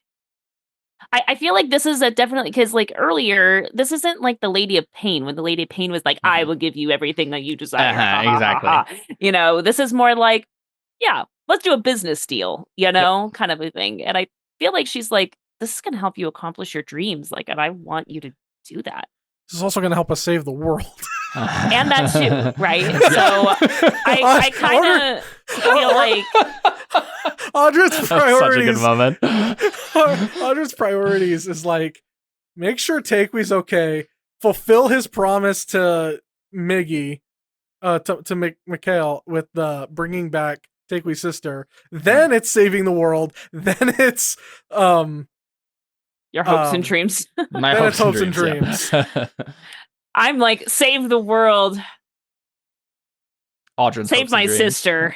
Audryn's hopes and dreams. Yeah. No, I think she's on board. Yeah. Sounds good. Well, let's I did not think that would. I know. But... Yeah, 100%. I did not expect to have another character in the verdict, and to have my original character that was in the verdict potentially come back into the verdict. I already left definitely the verdict. know. I definitely know how that whole thing is going to go, like where he is and what's going on with him now. I'm pretty clear about that. I was very happy with this session and how we were able to list a bunch of these things, and I have lots of good ideas now. Let's go ahead and end here. We're already over time. We'll forgo an after show as well because this is mainly just all talking about future stuff anyway. When are we playing next, though? Yes, we could talk about that briefly. What's the next bit look like? I know we're not doing Terra Invicta next week, right? Because that's Emily's out. Right. Okay, Emily's out next week, so I think we're gonna go back to our 20th level side story thing. Yeah, that is assuming there's not construction happening. Yes, yeah, in my entire house. And what does June look like for everybody? Oh, sorry, go ahead. Same thing as before. As long as there's no construction, I'm free. I can't do the 11th. That's the only day I cannot do. Yep. June, I think, is good for me. The thing I was going to say is maybe with the other campaign we're doing that there might be some characters who are also still alive now. That's fair. Yeah. I'm just saying. I mean, honestly, one of them is an angel, so yeah. In Calabar. We could bring him up. Yeah, it'll be fun. We'll have to see how it goes. I'm good all of June. Sweet. All right, cool. Yeah, looks like we got a full June. I am also thinking that this was actually the premiere episode of season 11. I wasn't entirely sure if that would be how it feels, but I think this makes more sense as a first episode of season 11 rather than a last episode of season 10. We're already looking towards the whole rest of the adventure here. So there you go. Sneaky season premiere of season 11. And I'm excited. My plan for the rest of the adventure is to basically just take it one session at a time. We'll figure out what we're doing next. I will prep for whatever that is going to look like, and then we'll do that thing. And then we'll be like, okay, cool. Now which ally you're going to get, and we'll prep for that and just keep going down the list until you've got all your allies. And then we'll take the fight to Demogorgon, and we'll finish this giant epic campaign we've been doing for like 3+ years. 5 years. I said 3+. Nice. I know, and I just wanted to clarify. It's been 5 years. Yeah. The one last thing we have to get, though, before we end our session is 2 questions. The first one is more relevant than the second one, but want to get both. Emily, does Anna right now go pull from the deck of many things that is sitting on the end table? And if not, do you pretend to do it, and we'll figure out what you would have done if you would? Okay, here's the thing. I fully believe there's no way that I'm going to be allowed to actually pull from this deck with him being able to control time. Yes. So, if you do it without asking him, yes, that's how it will happen. With that being said, I feel like I should go for it anyway, because if it's something bad, in theory, he would reverse it. But if it's something not horrible, that is actually incredibly clever. He could let me, it wouldn't get reversed. Yes. So I got to decide in this moment if this is a full deck of many things, or if it's the one that you've been pulling from the entire time with whatever cards remain. How many cards remain on the imaginary deck you've been pulling from? I don't know. I haven't been keeping track. Oh, I thought you were keeping track. No, because we've been doing it for so long. There's up to 22 cards in a deck. We've been doing this. I think we've flipped back around already. Yeah, over 100 episodes. Yeah.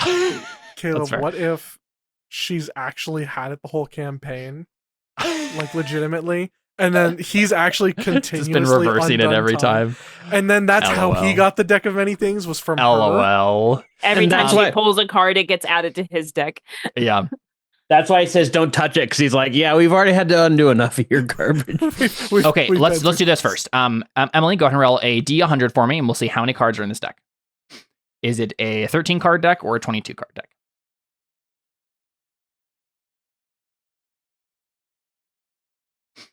Okay, 13 cards. Go ahead and roll another D100, and I will tell you which card you pull. I got the table right in front of me. Okay. But here's the thing. Yeah. Before I start drawing. Yeah. I'm declaring. And just been inching over to the end table. I declare I want to draw 2 cards. Draw 2 cards. Okay. Okay. Maybe I'm going to kill you. 39. All right. 39 is the Knight. The Knight. Where is this? Knight. You gain the service of a knight who magically appears in an unoccupied space you choose within 30 feet of yourself. The knight has the same alignment as you and serves you loyally until death, believing the two of you have been drawn together by fate. Work with your DM to create a name and backstory for this NPC. The DM can use a different stat block to represent the knight as desired. I 100% love this. Pause. And yeah, go ahead. What is her alignment? Lawful good? Yeah. You know, be. Yes. Do you have an idea? We probably shouldn't, but I have an idea. Yeah. Does the knight have to be somebody who's like currently alive, or can it conjure any? I have no idea. You give me your suggestion here. I mean, I say why not Darius? No. Resurrect Darius. Because he needs to be a fighter. So I have an idea for what this is and who this is. Well, I'm gonna pull another card. I'm gonna go ahead and pull another card. Yep. That's why I'm like, I feel like stuff is gonna. What I'm saying is, like, I'm not gonna renege on this. I like this. What if you get the knight and then you get the void card, and then he's just like, oh crap, he just dies. Okay, here we go. 71. Skull. Oh no. An avatar of death appears in an unoccupied space as close to you as possible. The avatar targets only you with its attacks, appearing as a ghostly skeleton clad in a tattered black robe and carrying a spectral scythe. The avatar disappears when it drops to 0 hit points or you die. If Come any of on. She drew knight and death. Death knight. It's freaking Darius. If an ally of yours deals damage to the avatar, that ally summons another avatar of death. The new avatar appears in an unoccupied space as close to that ally as possible and targets only that ally. So I think what happens here is we'll see. We can talk about whether or not this actually happens. But if these cards go off, what happens is you pull out this knight. This knight appears. You summon the avatar of death. It attacks you. The knight attacks it. Another avatar of death attacks the knight, and then a whole fight erupts here. Now it warns everybody what's going to happen if they attack it. Yeah, I suppose, but like the knight has sworn to protect you, right? Like, yeah, but like, doesn't mean he has to attack it. Just like dodge, jump in front of it. If he doesn't attack, yes, that's what I'll do. Yeah, that makes sense. He just stands there and like, I don't know. I like to think that this entire conversation, there has been a fight happening in the background where Anna's just been punching an avatar of death to death as this knight has been body shielding her. Yeah, you guys have been like talking about serious things of the blessing and stuff, and I'm just like fighting for truly my life. It's like when you're in let's do this. Anna, you sneakily grab the deck of many things. You go out into the hallway, and this happens without anyone knowing. And then you come back in like winded, knuckles bruised, and the knight's obviously dead, right? And so nothing's happened. It's like when you start a cutscene and there's like NPCs in the background, like it's like a dialogue cutscene, like in Skyrim, and there's NPCs in the background that are still that should fighting. not be there. Yeah, exactly. 100%. I think we could say that that's canon, but it like doesn't matter, right? Amazing. I just come in and I'll take I want to take some damage because of it. I'll take like 20 HP of damage, you know? Yes. Now, I do think that the thing that the knight says to you as soon as he is summoned right before the Avatar of Death does this is, "My lady, I have been summoned to you in your hour of need. Our fates have been mortally bound for all of eternity. I have known that there would come a day when I would have to defend you with my life, and today is that day." And then this Avatar of Death appears, and then he just body shields you until you die. And he's probably like in your arms, dying at the final moment of the battle as you've just killed the Avatar of Death. And he says, "You need to talk to Father Valentine. He will tell you." What? What? Yep. That's what happens. I have two people who hate me. One person who gave their life for me, and now I have to talk to Father Valentine, and he knows all this stuff. I'm so confused. And I think that's where we end our episode for today. You come back in very dazed. Do I put that in my notes or not? As Audrey, I think that happened. That 100% happened. I think it's canon. But yeah, it's canon now. And Audrey, the last thing, you walk in, Anna, dazed and just shaking, and then Audrey's like, "Yep, I think I'll join the verdict," and they shake hands, and that's where we end the episode. There you go. That's been Terra Invicta, episode 110. What a great episode! I'm very happy with the way that all shook out. Excited for next time too, because we're gonna get to talk to so many fun NPCs that you haven't talked to in a long time. Catch up with what's happening in Calabar. It'll be great. This has also been a really weird episode. Everything that has happened this episode is just what? Very strange. Very strange. Oh. Well, let's go ahead and end here, and we'll get Old Man Seth to bed. This has been Terra Invicta, episode 110, the season premiere of episode 11. Season 11. We're gearing up towards the end. I'm excited for the rest of the adventure. But for now, we're out. Adios.